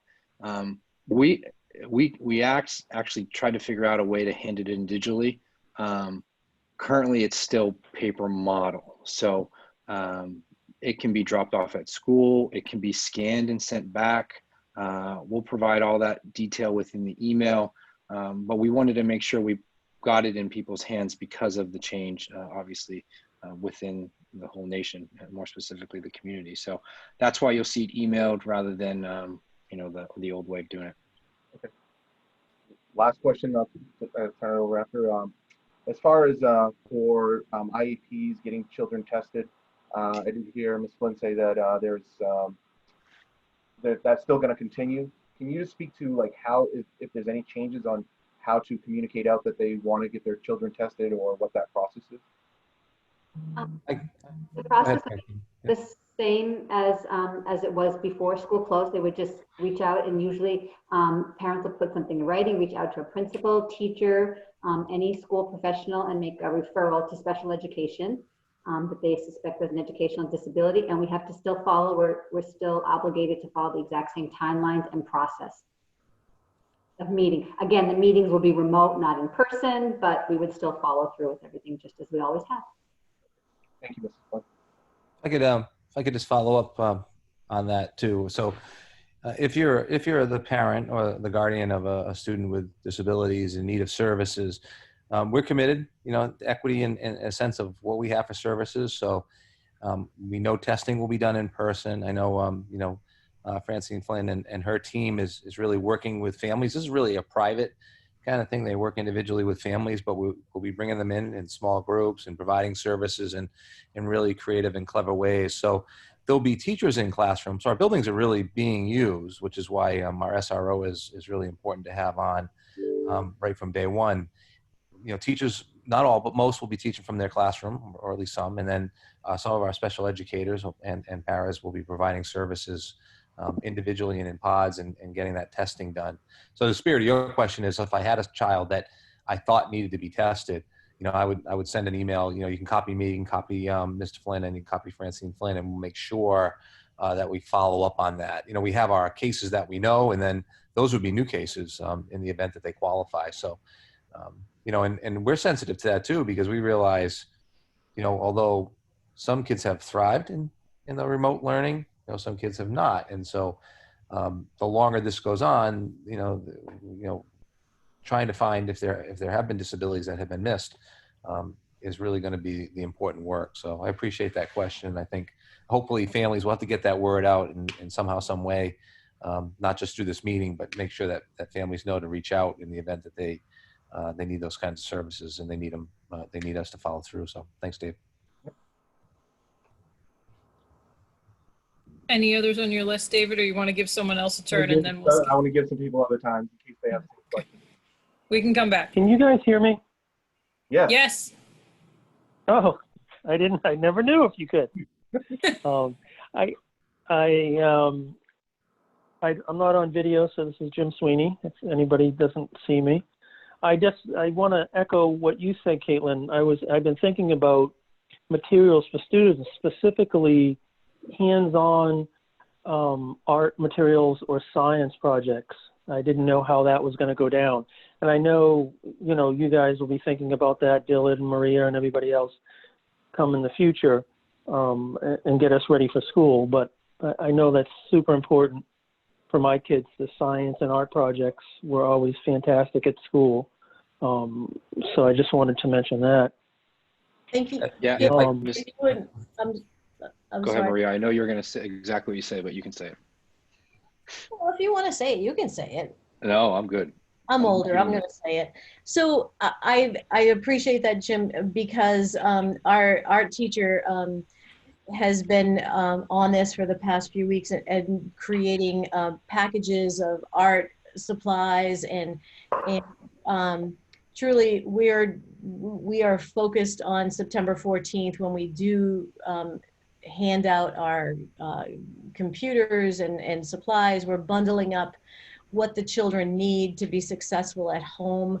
So, I mean, even during this summer, our teachers have already been saying, if we could just get this bundle of this and bundle of that. So we are absolutely on that, and starting tomorrow morning, first thing, we are working towards that very, very steadily. Well, if I could jump in too, Maria, you know, if you know our art teachers, and I don't want to call them out, but I will, you know, Mr. Torelli, Ms. Downey, you know that they're going to make sure that our kids have what they need. I think that's going to be true about music. That's going to be true about all of those extra things. So that's what I feel the best about this virtual learning, that we haven't neglected all those other items, you know. And while we're talking about that too, you know, one item that we missed when we made the presentation was, you know, in the event that, you know, we have people in the building, we still have to have all our drills, fire drills, all our emergency drills. And then once we get into phase 2, it's an added layer of complication in terms of trying to socially distant students from one another while you're practicing drills. But that's why our SRO is important. You know, we have certain timelines that we have to meet in order to get those to the state, so we take care of them. You know, whether there's one person in the building or 500 people in the building, we need to make sure that we have those drills. So we'll be working on those as well. So I think that's when we get out those surveys about what I need. If we're missing things, I mean, that's the perfect opportunity to let us know. So, but I can rest assured, you know, the public that's listening, that our staff is, you know, from our art teachers to our music teachers to our math teachers and so on down, science, anything students need, they're going to get. I just wanted to expand that to make sure that parents had what they need so that they could support this virtual learning in phase 1 as well. So I think that's going to be an important component to this being successful. Thanks, Jim. Thanks. I apologize. I meant to thank everybody that prepared this presentation and people from the task force that helped get this information together, and the participating parents on the thought exchange. Let me move on to my next question. Mr. Nola, you talked about recording the classes so it will be available for kids to relearn or go back. Is that the same for Central School, Mr. Collins?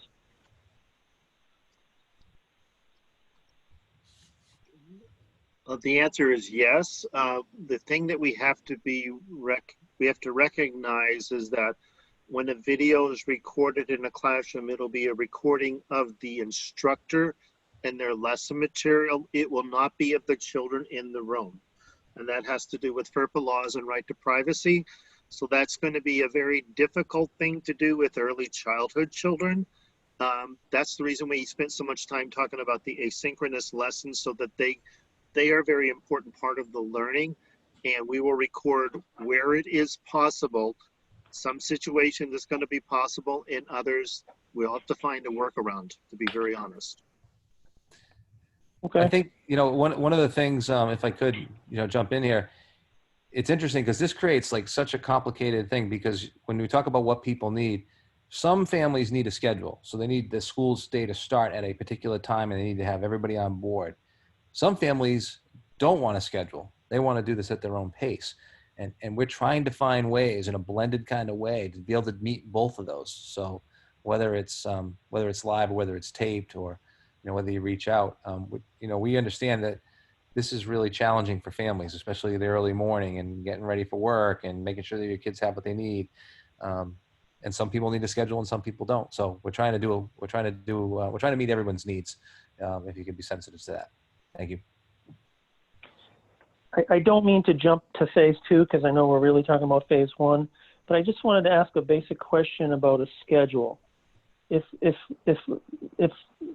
the child stays home and does remote while other kids go hybrid, will the hybrid kids get more class time? They'll be able to go into class in front of the teachers and then come home and do Zoom, where the kids that are home only can do the Zoom?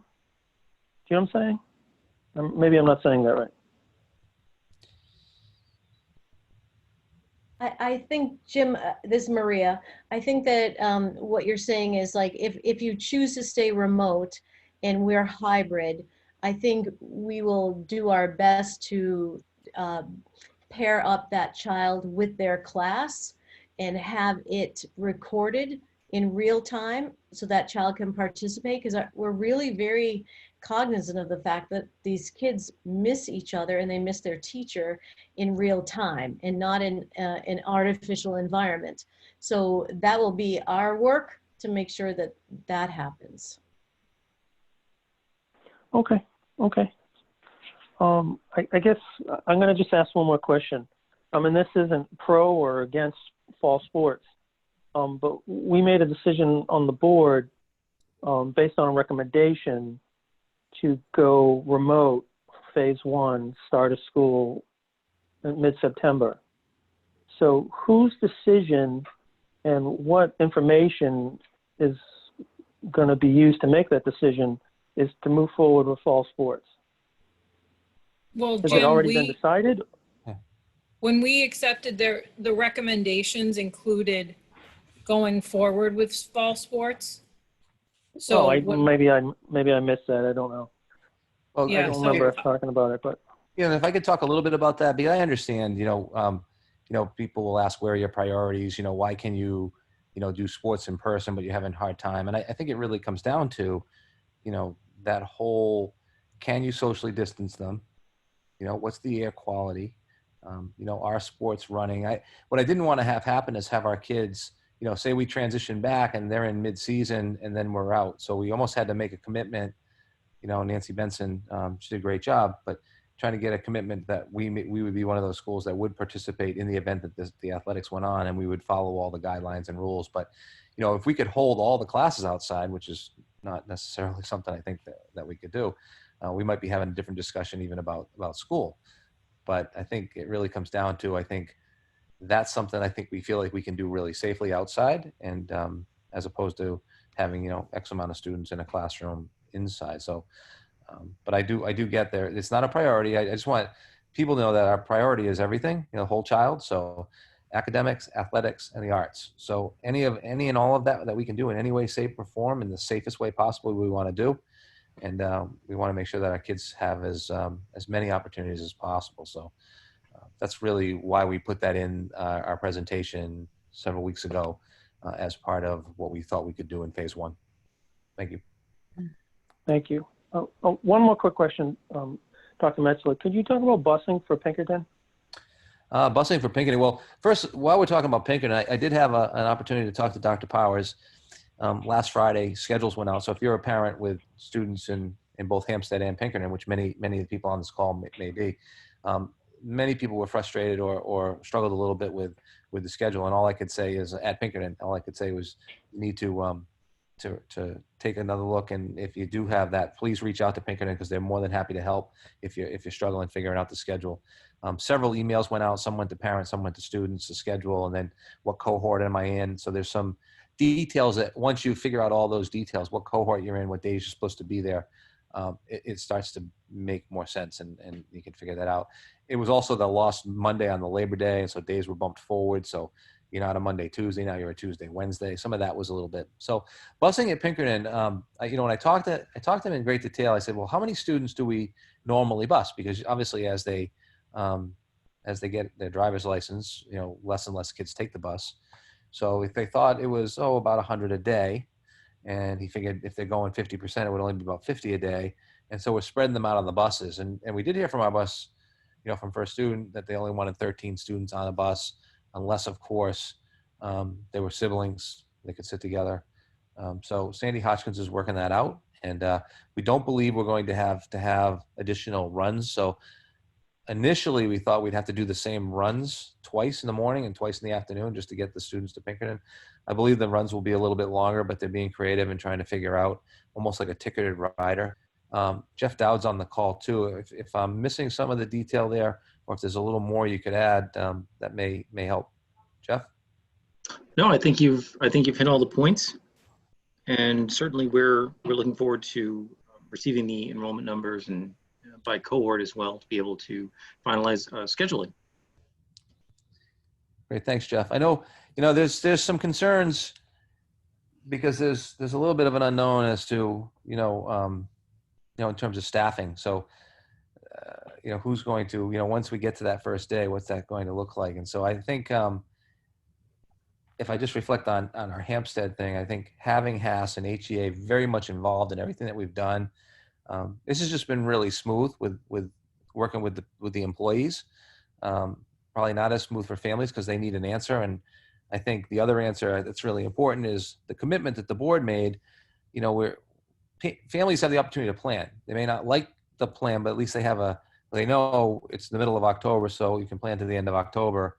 That gives them an opportunity. I think some people are struggling in other districts and Pinkerton as well as far as trying to make sure they can plan for what to expect and hope that it doesn't change. I think we've identified a real safe way to open school and kind of get started, get really good at this particular component of what the new normal will look like in public education. Because I do believe remote learning, virtual learning will be a part of public education forever moving forward. This will be an important component or something that we'll be able to offer families, especially in the event they can't attend in person. So, but yeah, that transportation piece is going to be a struggle if we can only put 13 students on a bus. It's just, there's no way around that. So it depends what the guidelines are at the time and, how flexible we can be and how creative we can be about, transportation. We obviously would be asking parents, if you can, and you can drive them, that may be really, really helpful to getting our schools into phase 2 and hopefully phase 3, if the transportation is an issue with socially distancing students. So that's a huge challenge, but thank you for the question. Thank you for the answers, guys. I'm all set. Other questions?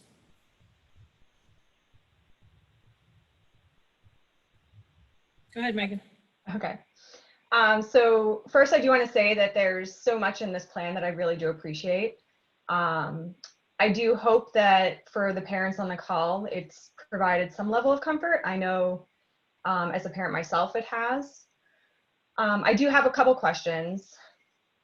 The first one is, once the new website goes live, I'm wondering if we'll be able to have the thought exchange results posted so we can all take a look.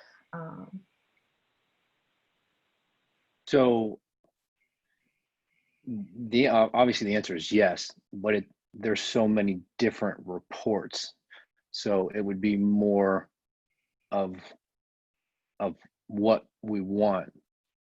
I know I'm just trying to describe the massive level of reports it creates. I know I did a brief overview, however long ago it was now, I forget.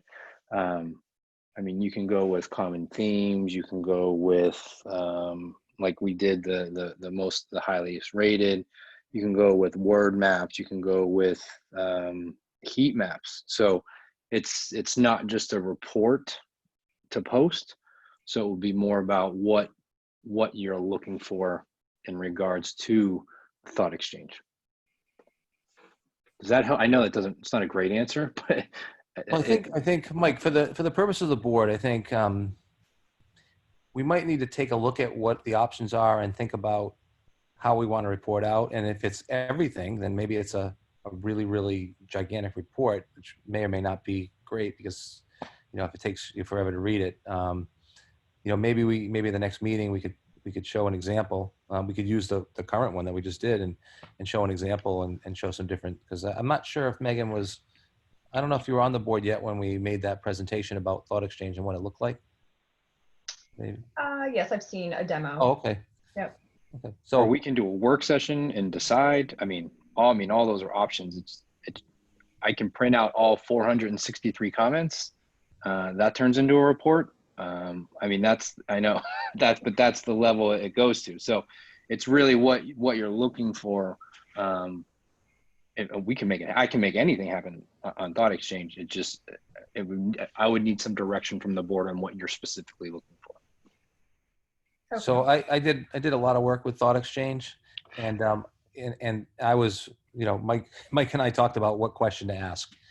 I know that the thought exchange folks would have thought that we didn't ask that wasn't a really good thought exchange question, but it was a question that we needed to ask. They would have criticized probably the way we asked the question. They're very much involved in helping you craft questions, but I was comfortable with the question, and I actually appreciated what the comments that it generated.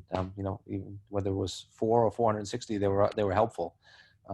So why don't we do this? Why don't you just run run a bunch of different reports, and we can get them out to the board, and they can decide what's the best way, and we can try to get some consistency with the way we post the information when we ask for it. How's that? Well, maybe, so could I just suggest, Megan, I think it's a good idea. I want to give you a chance to answer what you would want from it. Because I think we started to get to that and I don't know if you got to answer it. I mean, are you looking for essentially like what Mike put together for the top 13, where we can see like what each one was and how it was rated, or do you want something more in depth? And anything is fine. I just want to get to what you're looking for. Yeah, I guess, you know, I don't want to see all 400 plus, not that I don't want to see them, but maybe something more easy on the eyes. Maybe some of the charts and the graphs that Mike was talking about, but just something to give us an overall sense as to what the community's feeling, in addition to seeing the top 10 posts. Yeah, I think you would have probably, we would have had something more extensive today. We closed it at 4 o'clock this afternoon and tried to work right up to the board meeting to have something for that part of the presentation tonight. So we can put something together for our next meeting if you want and take a look at it. I mean, I was just looking for a path. You know, how do we want to do this? Do you want me just to send it out, have it sent out to the board? Do we want to present it to the board? Caitlin, what do you think? Or Megan, any of you? Yeah. I mean, from the demos we've seen, and as Mike has stated tonight, I mean, it's pretty extensive what we can gather from that platform. So, Caitlin? Is your AC on? Is your air on? No. Yeah, it sounds like you're speaking into a fan. This is the Star Wars thing, isn't it? I am your father. Somebody else talk for a minute and see if I can figure this out. Yeah, I mean, my suggestion, my thought on, you know, seeing the results is really good. I mean, I'd ask, you know, you, Dr. Metzler and Mr. Flynn, what has worked in the past for you as far as when you're reviewing this? Because I am assuming you're not going to go through all 400 plus, because you know, when I looked at them, there was repetition. But you know, what do you think? I'd look for your advice on how you've presented in the past and what works the most. And to Megan's point, to be transparent with the families of what we've seen, I think it's a good thing for them to see the results. Sure, and not to go into a whole-blown presentation again, but as Dr. Metzer said, we closed it at 4:08 so that we could gather some data. And the tip where we went directly today is the thoughts. And the thoughts is the simple report, and it ranks it specifically on the stars and the amount of the stars. So it goes all the way down, like I said, to all 463 comments. It tells you the greatest number of stars. It's kind of like Amazon, if you want to put it in that perspective, what people were thinking, what they were liking, what they weren't. I talked about, it can also split it out into bars, and it does, you know, artificial intelligence helps them categorize the frequency of the 463 comments. Daily cleaning came up a total of 10 different thoughts. So if I click on here, it then goes into the thoughts and what they specifically said. Want to make sure that they're cleaning, not to go in consecutive days. So as I said, it can go into, going back to the word cloud real quick, if cleaning was the number one thing, obviously, if you know word clouds, the larger the number, the more frequently attended. You want to make sure if you click on safe, then it'll bring up all the reports on which it was said was safe and what they were ranked. So as I said, Megan, we can produce anything you like. It'd be more about what you want, for sure. So I vote for the Amazon view.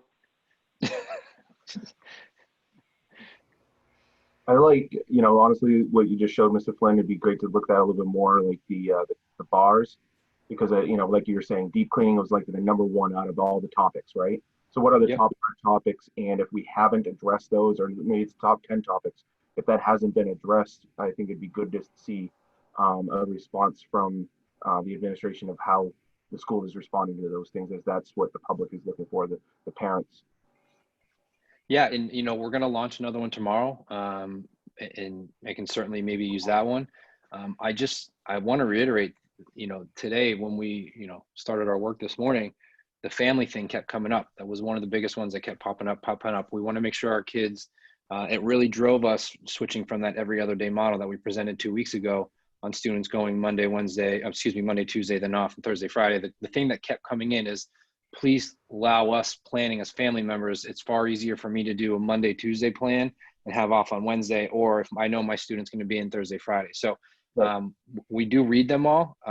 You know, I know you may think that we're lying, but we do read all 436.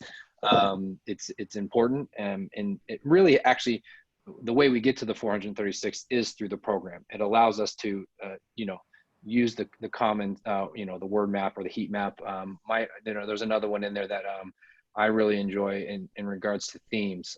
It breaks it down into themes, and then you can also. That's why we also put in the, excuse me, in the, because it's not a survey. You know, let's call it what it is too. So, but I also added a survey question of which school was your student in, and it was pretty important so that you know that if you're not getting pretty even results, that was this thought exchange weighted mostly by central school? Was it mostly weighted by the middle school or both? So that's this right here. This allowed us real quickly to show you that 44% of the people that responded were central, 34% were middle, and 22 had both. So it allows for pretty fair weighted results rather than it being one school driven or whatever it may be. And again, this is just the overview of the amount of people and the amount of rating. So the program's fantastic. Yep. It's a wealth of knowledge. We just, we can, again, I'll go back to what I said, we can share anything, just need to know so that we're not spending hours printing everything when you're only looking for something specific. Well, I think, you know, and Mike, to your point, I mean, we look at obviously the common themes and we try to make sure we work on that. We also look, you know, at least I do, I look at the bottom, you know, what were comments that people just thought were completely irrelevant. And one, and I may not phrase it correctly, but it was, you know, the decision to go remote needs to be reconsidered. I think that was dead last out of all the 400. So I took that as a very supportive comment that you know, that in terms of the ratings, because everybody thought, you know, that ship has sailed. That's not the work. The work now is phase one and talking about phase two. So, you know, we look at both ends of it and everything in the middle and try to make sense of it. But yeah, so to Dave's point, Dave's asking a very pointed question, you know, how do you use it? You know, how do you analyze it? What's the best way to use it? And I think it all depends, I think, you know, on what you're looking for. For our purposes today, that's why I wanted it closed this afternoon, was I wanted to make sure that if we were talking phase one, phase two, that somehow, some way, whatever those most important themes, cleaning, you know, support, safety, Scheduling. all those things, scheduling, all those sorts of things were addressed, you know, whether, you know, one of the things was, you know, obviously it made sense to all of us, you know, families with multiple kids, if we can get the same alphabet, they have the same days, that's helpful for families. And so that was something that, you know, it's a no-brainer, but it, you know, when you read it and you see how many people know it's important, you know, it makes you respond probably more quickly. And so I think that was helpful. But yeah, and again, one more time to give you the power of it, you know, this is, you know, it's going to be playing really fast because I put it times 50, but these are all the thoughts that are coming in and the people that are interacting. And as you get closer to the middle, you see obviously the more themes, and then the ones that go to the outside are the ones that weren't as relevant as not relevant, the ones that people were rating lower. So it is pretty powerful stuff, and we've seen a lot of success in it. So it's also used within our staff, professional development. It was a big one for us. It really drove our professional development days last year on what they needed and wanted. And it allows a lot of the people who may not be as loud or as vocal in some areas, or even in our classes, it allows them kind of a quiet voice, and they're able to star what they feel is important or might not be important. So Megan, we'll work with you then on what you would like. Okay. Okay. Two more questions. So this one, and I may have just missed it in the presentation, but on the, so for the WIN, the flex day on Wednesday, I'm wondering how the students are going to organize and fill their day. Are the teachers going to work with them to come up with how they should be allocating their time on in whatever areas? Or is it up to the children to, or the students to figure out? Maria and Dillard, do you want it or me? It's up to you.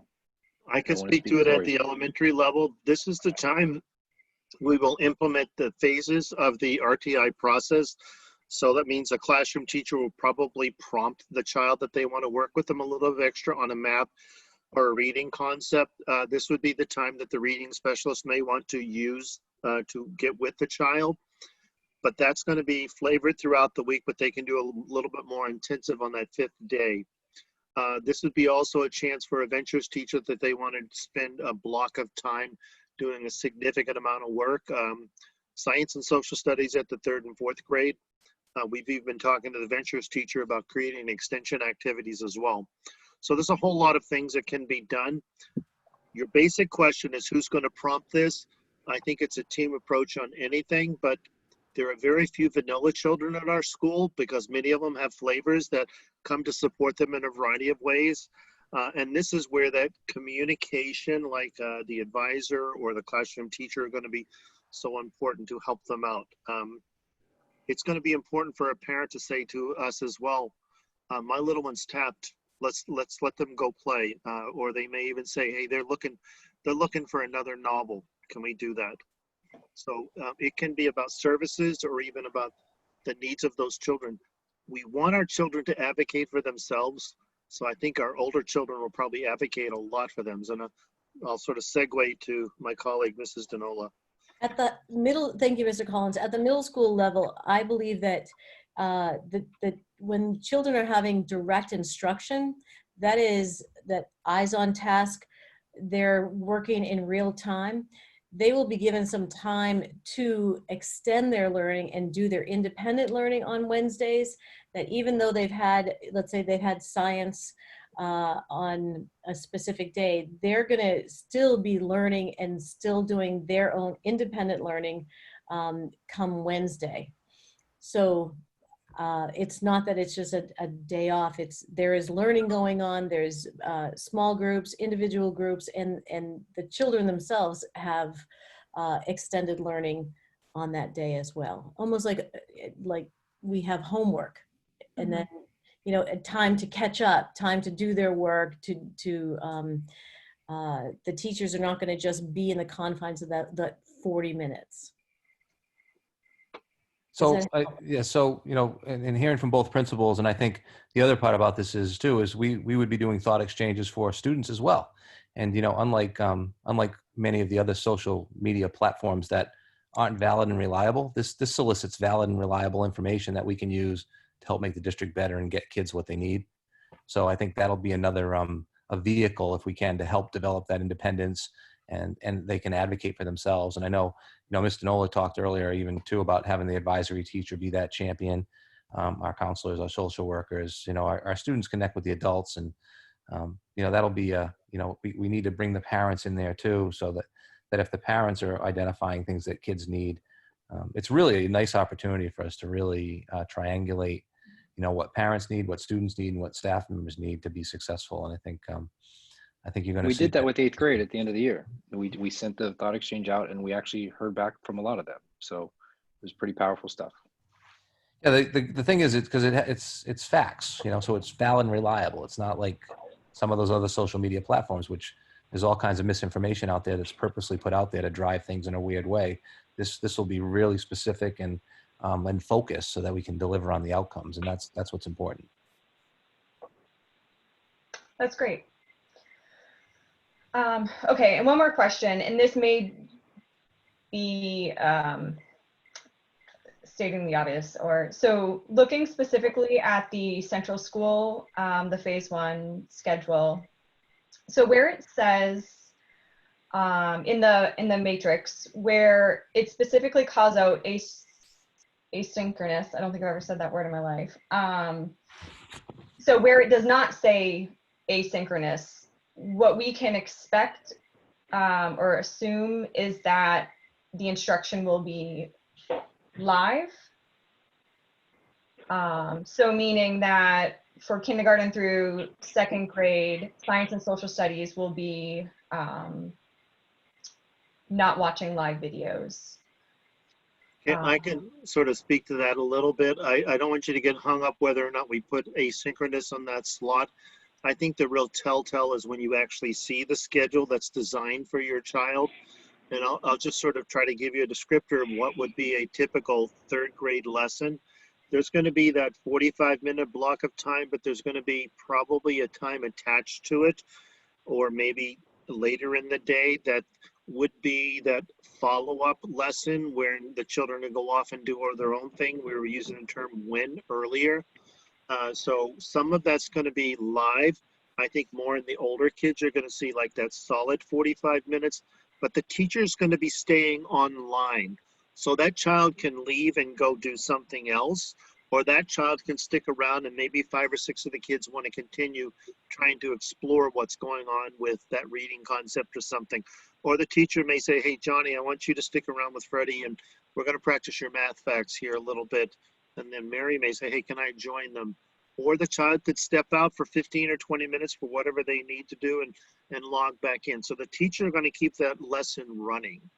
And you're going to see probably a good solid hour and a half out of a 3rd and 4th grade class for language arts. So there's going to be some live teaching and those other pieces. That's the reason you're not going to see the asynchronous attached to an older kid. But now asynchronous is going to be very important for us to bridge for the flexible family that needs that. And that's where I think that's going to be the real magic of teaching in the 2020 fall school year for everybody, not just Hampstead, but everybody, is trying to be flexible. I'll give you an example. One of the local centers is supporting kids with remote learning, and another one said they can't. So we need to support both of those families. So we need to give them a portable remote learning, because this child's probably going to be at a daycare center supporting them. Yet this other daycare center say we can't support them, so that kid's going to be doing the 4 o'clock teaching with their parents at home, so we'll have to support them as well. That's going to be probably, if we can figure that out and can it this fall, well, we're going to make a lot of money in education.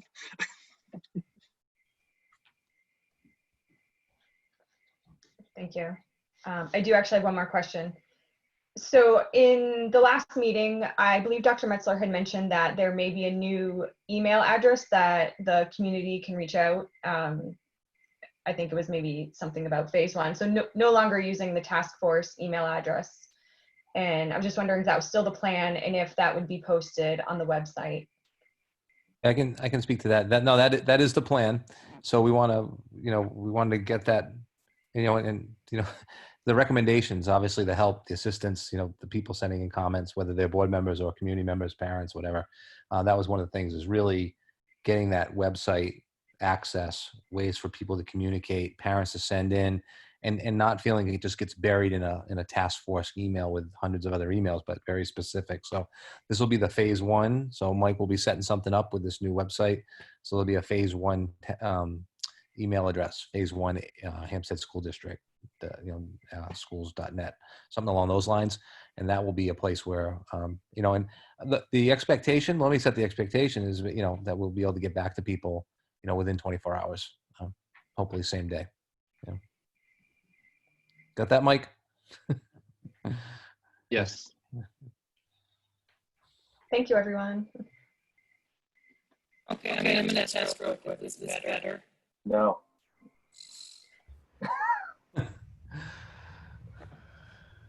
Sounds great. Keep on talking. I guess I'm not talking. I can give it to Karen. Karen, I'm running a meeting. I don't know. I'm on a different microphone. That's not working. I think last time we said there was a fan in your room, didn't we? Air conditioner. Air conditioner, but I've had that on today. Unplugged my internet. The cards. Want to try logging off and come back on? Sure. You guys keep talking. I'll jump out and jump back. I know I had a couple more questions, but Karen, did you have anything? Well, Karen's now in charge. FYI. No, I don't have any questions on the presentation. David, do you have more? Yeah, just a couple. When it comes to transportation, I think it's really great you're talking about that, because, letting parents know, hey, we're probably going to be relying a lot on the parents to drop off, pick up, and I'm sure that there'll be some plan when we get to that point of a phase 2. But when it comes to transportation for phase 1, I don't know if Mrs. Benson has already reached that topic or plans to for those sports that we do intend to play in the fall, and when we're doing meets or we're doing, playing against other schools. would it be fair to say that we would be relying on parents to bring their children, or are we going to try to do some sort of bus transportation?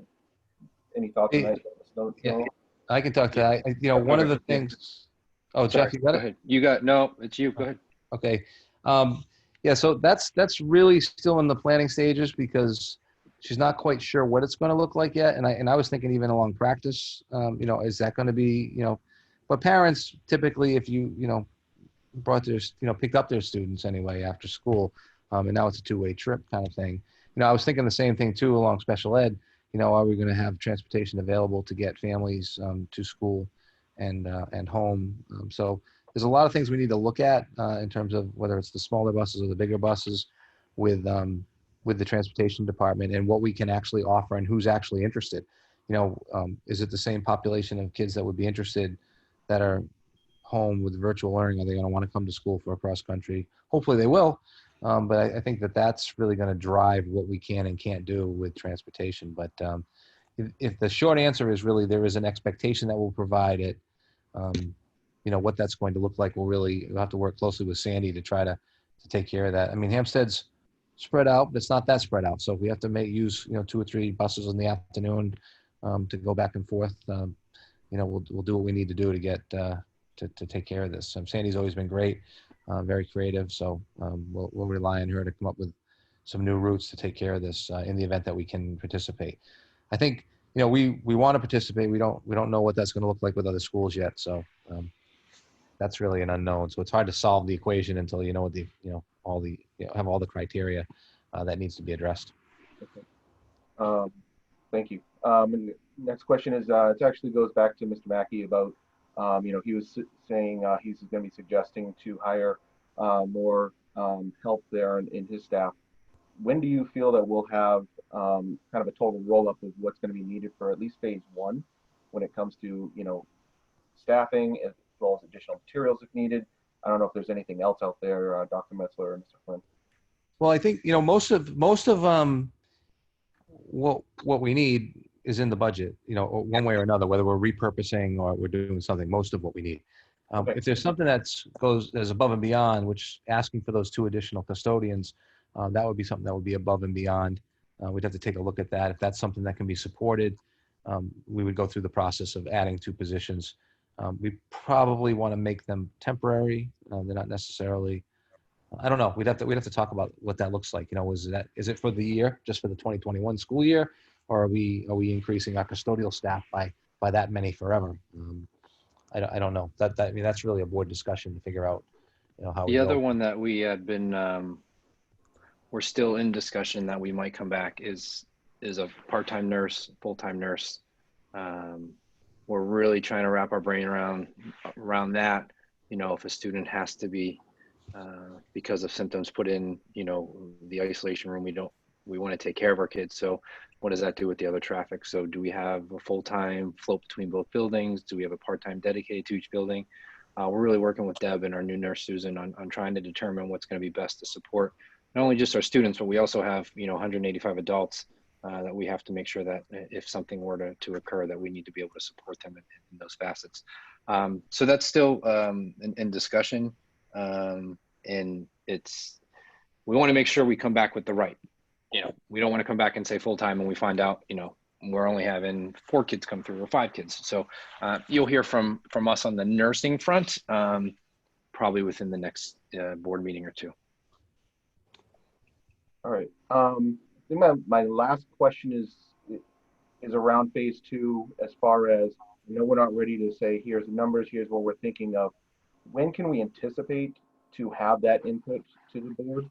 Only because that does play a large part into, how many teachers are coming back, how many students are coming back, do we need to hire substitutes to help offset? There's a lot of planning, and I know you know this. It's more, so that's where my question is when do you feel that we'll have that input to the board for phase 2? Well, so as we start with phase 1, and that's not until September 14th, we'll have everything ready to go well in advance of obviously September 14th. So we need to start thinking about phase 2 before phase 1 even starts, right? So that work would start in that beginning of September. So maybe by the second meeting in September, we'd be coming to the board with this is what it looks like. This is what we have for staffing. This is what it looks like for, this is how many families are ready to transition to and then we're looking at that in mid-October for whatever that date is to execute a potential move to phase 2. But the short answer to your question really is that second meeting in September. I think that's a discussion at the board level, getting us ready for that. That meeting, I believe, is on October 20th, or we're looking at the week of the 12th of October to make a decision. So we'd be coming with a recommendation on October 20th, I believe, is the date. Right. I think it's more around like, in order to give, parents and especially teachers, right, we're going to have to come up with some sort of, go to a measurement. We talked about it before. And I would imagine that we need to have that measurement well ahead of that October 12th date in order to, for proper planning. Yeah, my target for that would be that September 22nd. That would be that second meeting in September. That gives us a solid, 2 weeks before we get to the week of the 12th. Yeah. Right? We'll know a lot Or more, I between- think, 3 weeks into September than we know now about what's happened elsewhere. Schools that have opened and let everybody back, are they already back out on remote because of illnesses or not? I think we'll know a lot more if you're comfortable with that second meeting in September.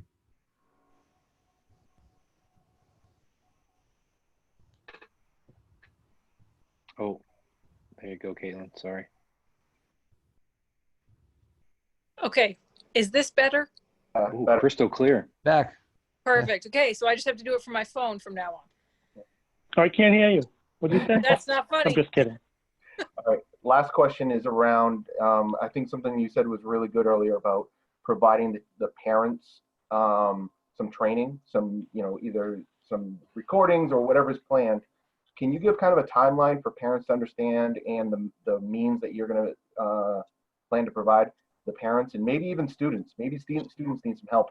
I know they know YouTube and they know TikTok and everything, but I mean, maybe if we want to provide any type of overview ahead of the start of the 14th, can you? Yeah. So that's go ahead, Mike.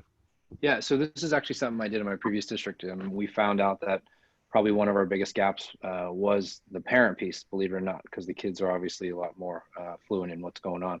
So and it was that was another thing that came in through Thought Exchange was I need help. How do I help support my kid through, X whatever. So we're really, that's what's going to go on over the next, I'd say 5 days here in our job. Is determining those, we'll call them workshops for parents. What we did at my previous district, we did a technology night. Obviously different world. They would come in from 6 to 9 and we would actually just have a one-on-one, what do you need help with? So we'll target these. Believe it or not, I think we'll probably get a little bit more participation because of the easy access via remote.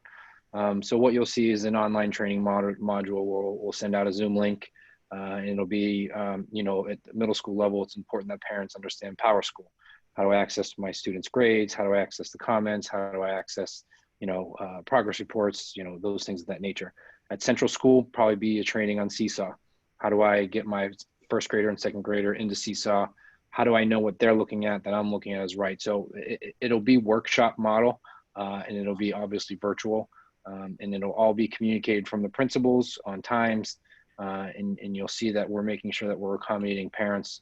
That's why we did a 6 to 9 in my previous district, because that's the easier time to grab most parents. So that's what the model will look like. I know I cut you off, Dr. Metzler, but so go ahead and finish up.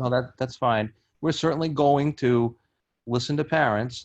Everything has not been designed yet, and tell them that we have everything you need. Here it is. We really need to get that out to find out exactly what they need. And, and that's kind of something that could change over time. Like once we're into this and we get going September 14th, 15th, some parents may feel like they aren't as well equipped as perhaps they thought. And so they may be asking for help. Then there's some conversations I have to have internally in terms of what we have for resources, and how we can best use our resources to support families that may be struggling with this for one reason or another, whether it's equipment or capacity or whatever. We haven't designed everything. I think some of it is a lot of it is a work in progress. And I think our family is going to help determine exactly the rest of what we are going to have to do. I just ask, so one of the first times I ever got to meet Mrs. Denola was she she gave a presentation about technology and had some of the technology assistants there to talk to the parents about some things that they can be looking out for their kids. I'd love to have asked that that's part of that as well.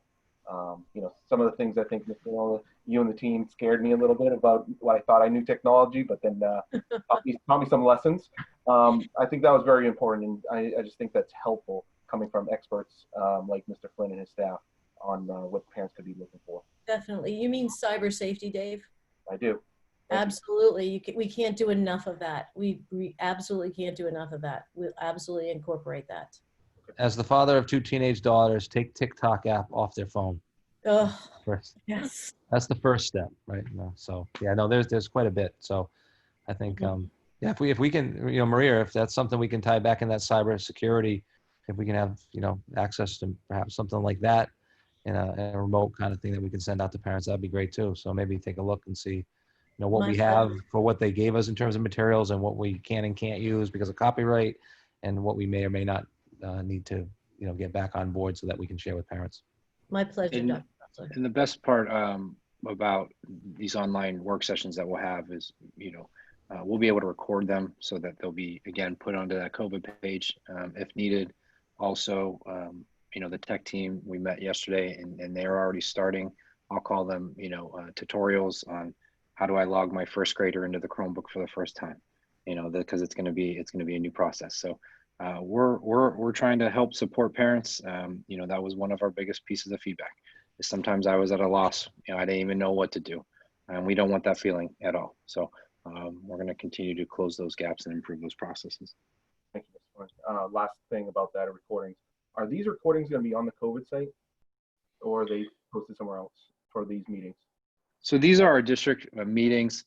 I had user error. So the last one we had 2 weeks ago, I actually didn't record it to the cloud. I recorded it to my desktop. So tech team's working on pulling it from my desktop to put it back into the cloud.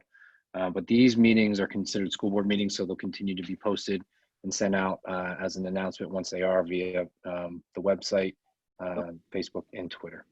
Okay, thank you. I'm done. Thanks, Caitlin. Thank you, everybody.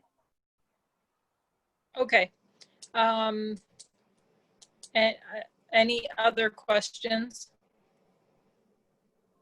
And at this point, I can't see everyone, so just speak up if there is, because I don't have the tiles up. Okay, I'm going to say we do not have any other questions then from board members. I want to again thank everyone who presented this tonight and who helped put it together, and frankly to all of the teachers and support staff and staff in our schools who are working so hard to make this as successful as we possibly can. So thank you all for the huge amount of extra work you are putting in here. As I mentioned before, we don't have anything to vote on for this. This was pretty much informational and to ask some questions. So unless anyone has any objections, I am going to move on to our next agenda item, or all the way up to our third one. I just wanted to put out there in this meeting that we do have another event meeting on Thursday, which is the 20th. This is our SAU reorganizational planning meeting. To give a quick overview, basically what we're going to do is, I know COVID has taken over everything, but we are still planning and still working on reorganization as a single district SAU that will happen officially as of July 1st, 2021. So what we'll be doing on Thursday night, which the link will be open to the public, is to basically put forward the draft plan that we are looking at. I want to say that it will be talking about the organizational structure. It'll be talking a bit about the number of employees we're talking about for SAU functions. We'll have some preliminary budgetary numbers that we'll be talking about. And if you missed any of our previous meetings, basically what we're doing here is we're giving this informational session on the 20th. We will also be giving out an email address specific to this reorganization topic where people can send questions and comments. And then we're going to have another public meeting online on Wednesday, August 26th. So just under a week later, where board members can answer all of the questions, and some of our admin can answer questions if you have them specific to them. And so that'll be on the 26th. So the first one is Thursday, the 20th. The link is out. I think it's on our website. If it's not, we'll get it up prior to Thursday. I think that's it as far as the reorganizational planning. So now we're up to board comments and correspondence. I'm going to go in alphabetical order, the way Melissa does the roll, because I can't see everybody right now. So Megan, do you have anything under board comments or correspondence? I do not. Okay. I don't either. I don't think. I think that means David's next. If you have any comments or correspondence. Yeah, just thank you to everybody as preparing us for phase 1 and beginning to work on the phase 2 and beyond. Thank you. Thank you. Jim, any comments or correspondence stuff? No, I'm all set. Thank you. Okay. I have two things, Caitlin.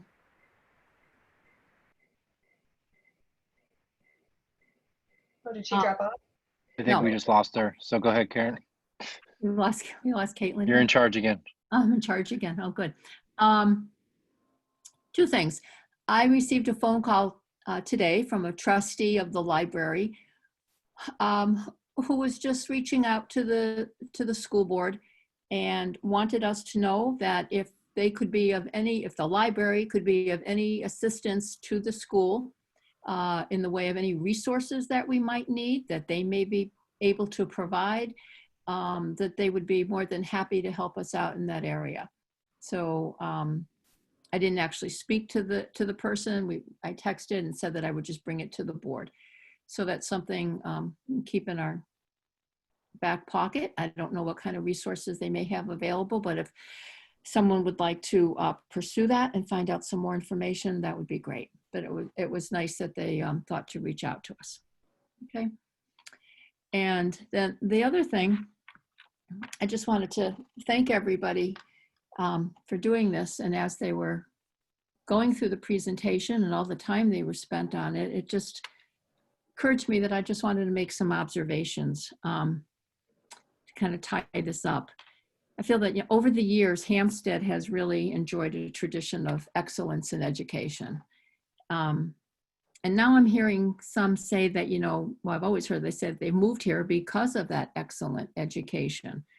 But I've heard in some now they're saying they're questioning maybe, their decision and saying that, well, I don't know if it was the right thing to move here because, everything's changed.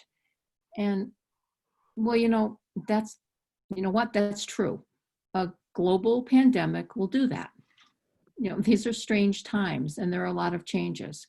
I think we've all had to make adjustments to almost all aspects of our lives as we navigate through these challenges, and doing so without a playbook in hand. It's tough to know what's the right decision for us or for our kids, for our teachers, for family members, and for our community.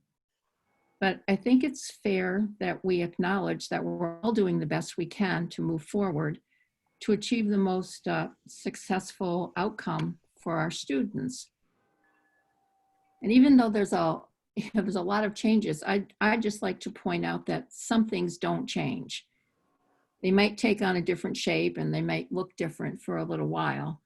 But for example, I believe that what has made Hampstead's educational system a source of pride over the years has not changed.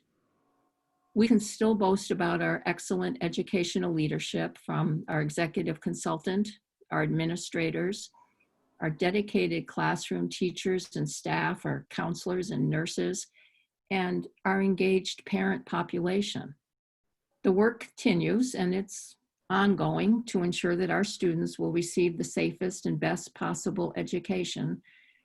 What is definitely the most impossible situation this board has had to face. But I do believe that the values that we hold and our shared beliefs on education have not changed. And I think that our mission statement is more relevant today than ever, which reads that we are to provide challenging educational experiences that prepare all students to succeed to their individual potential in a changing world. And I just think that's so true today, that we're going to get through this. Everybody's working for the benefit of the kids in what is truly a changing world. I think before those were just words, but now I think they're very relevant and key words in our mission. So that's all. Thank you, Karen.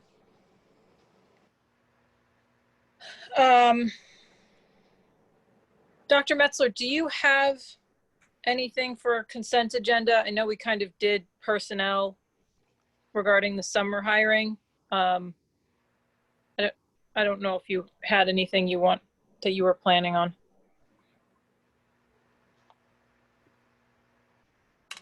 Sorry, just quickly, we're working on with Pinkerton in terms of billing, in terms of our business office, because making sure that we have enough cash on hand to pay, and that's at the town level, not the school level.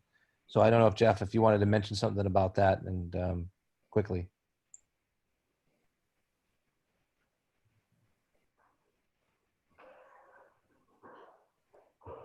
You there, Jeff? I unmuted him. Okay. I am here. Sorry about that. Could you repeat it? Yeah, working with Pinkerton in terms of the billing and cash on hand at town hall, for the school district to pay our bills. Yeah. So it's just very important, just for our taxpayers out there, if you haven't made your tax payment, it would be very helpful to do so. We have a very not strange billing cycle. We have a billing cycle that we have to pay 50% of our tuition to Pinkerton prior to the second collection of our tax payments in December. So anything you do would be helpful to get those payments remitted in order to allow the town to fund the school district to make those payments without having to borrow. The payments will be made. It's just a matter of whether the town has to borrow or not to make the payments. So thank you in advance. Thanks, Jeff. So that was one item. Again, I know I mentioned this last meeting, but again, these virtual board meetings, want to make sure that we stay on top of these things. We got a food service agreement. We're gonna be looking for an RFP. That should be going out early in the fall of 2020. And I think you have your financial documents, so that would be the consent agenda that you could approve all at once. Okay, can I have a motion to approve the consent agenda? So moved. Second. Melissa, will you please call the roll? Vote. Ms. Malcolm, Yes. Mrs. Parnell, Yes. Mr. Smith, Yes. Mr. Sweeney, Yes. and Mrs. Yasenka. Yes. Thank you. Motion carries. Thank you. I have a really quick other business thing I just wanted to bring up as we're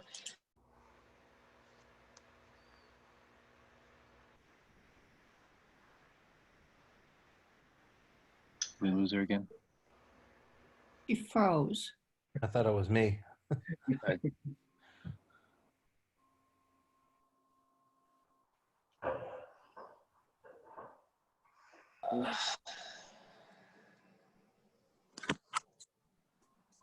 Please, she's going to ask for a non-public under I, 91A, I. There she is. She was pretty quick last time connecting. There, you can see it. Can you hear me now? Yes. Yep. I apologize. I'm got to be thinking this is internet issues. I'm going to try to also go off my internet and see if my phone will just. So I apologize. It's your voice. Can you still hear me? Yep. Got ya. Okay. What? You're good. We can hear you. You're good. Oh, You- maybe Yes? she can hear us. We can hear you. Yes. Okay, you can hear me. I can hear you. Fantastic. I'm going to talk really fast. Somebody wave at me or yell if you lose me again.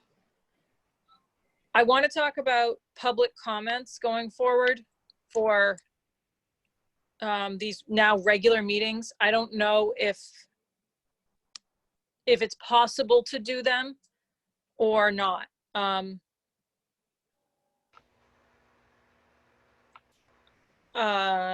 So what are people's thoughts on public comments? Do we try to do them somehow? I really have to think the only way we could do it would be via email.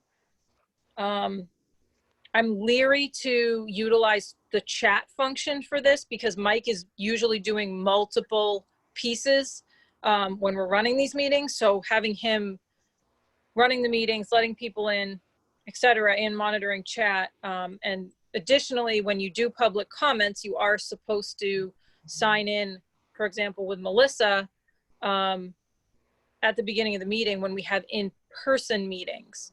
So one, should we be trying to do this somehow? And two, anyone have thoughts on how we need to do it?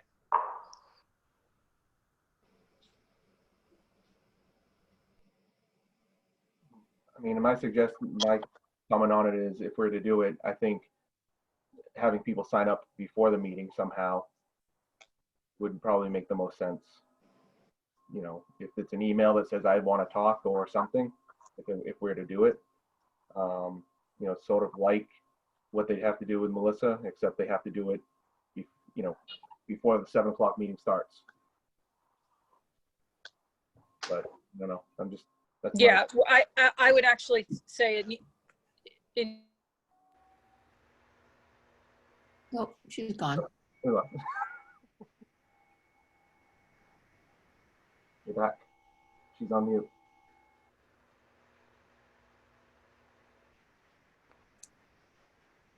I apologize, guys. I really don't know what's going on. So David, I could hear you say you thought email. I think email's fine.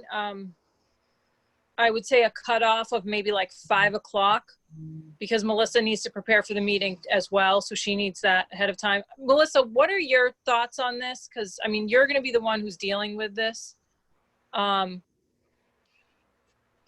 some extent because you'll have to kind of bring forward emails or at least the names that are on there. And then additionally, Mike, I would want you part of this conversation because you'll have to go through and unmute people.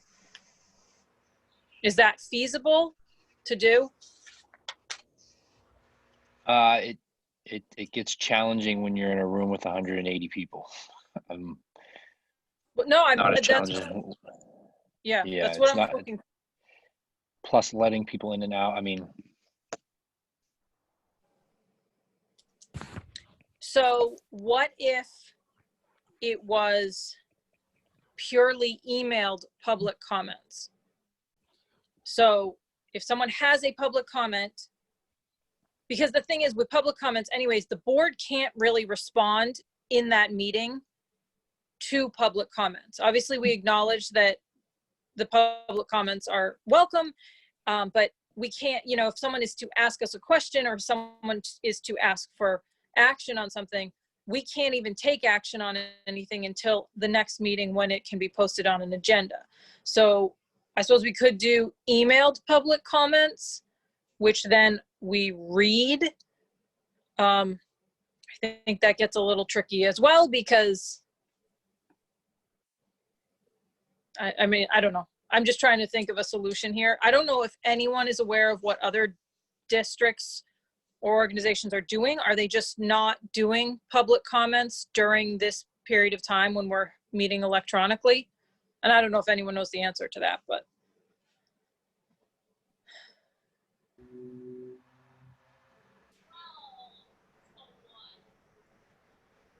No, I guess no one knows the answer to that.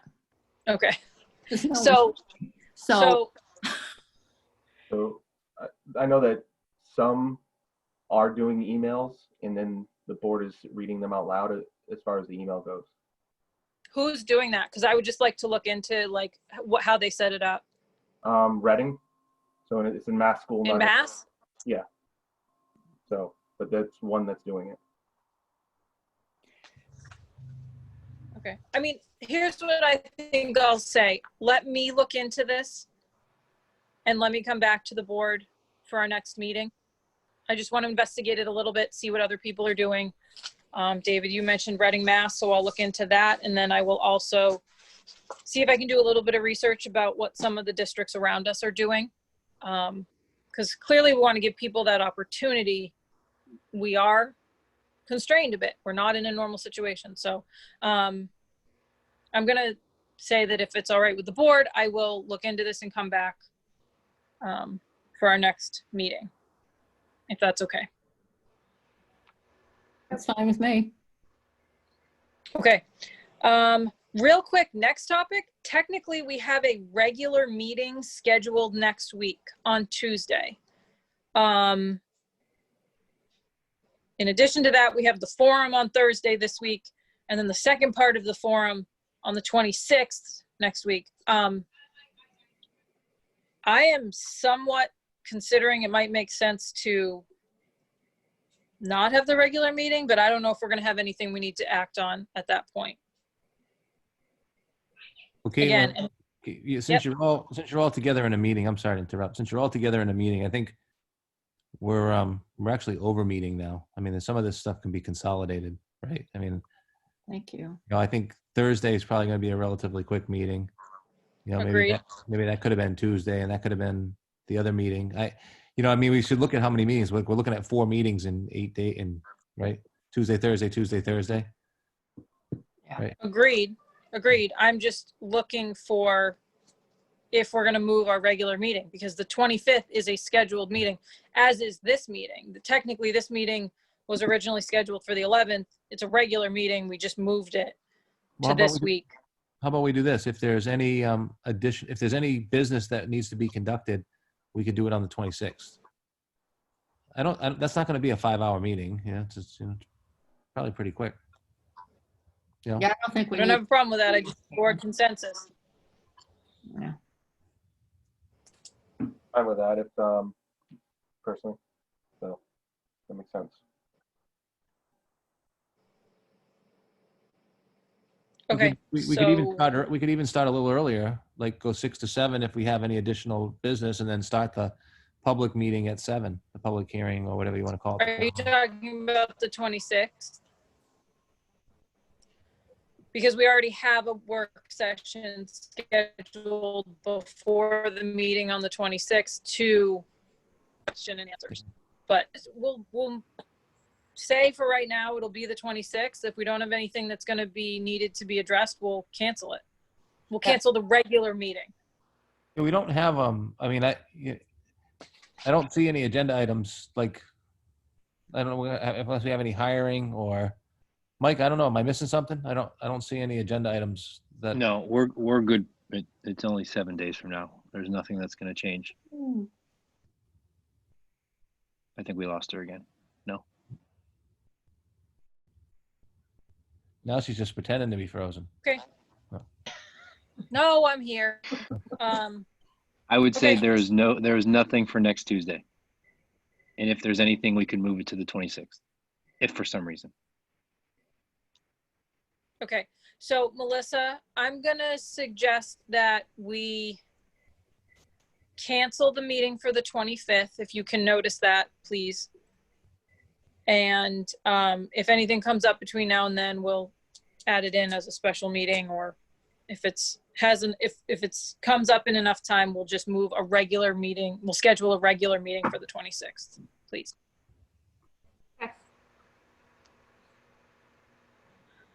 Okay, sorry, guys. I know I thought this was going to be earlier, but I need one.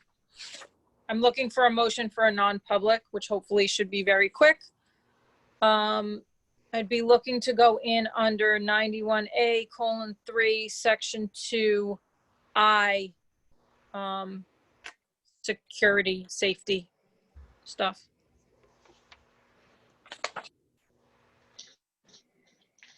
Can I have a motion? Motion. So moved. David, Have a second?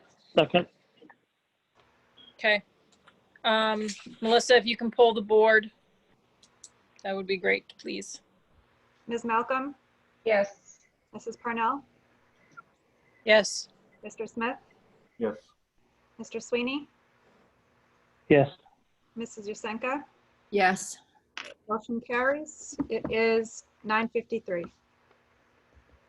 Okay, thank you. For everyone on the call, we are not making any decisions or holding any votes in this meeting. You are welcome to hang out, but we're going to just come back and adjourn. Thank you.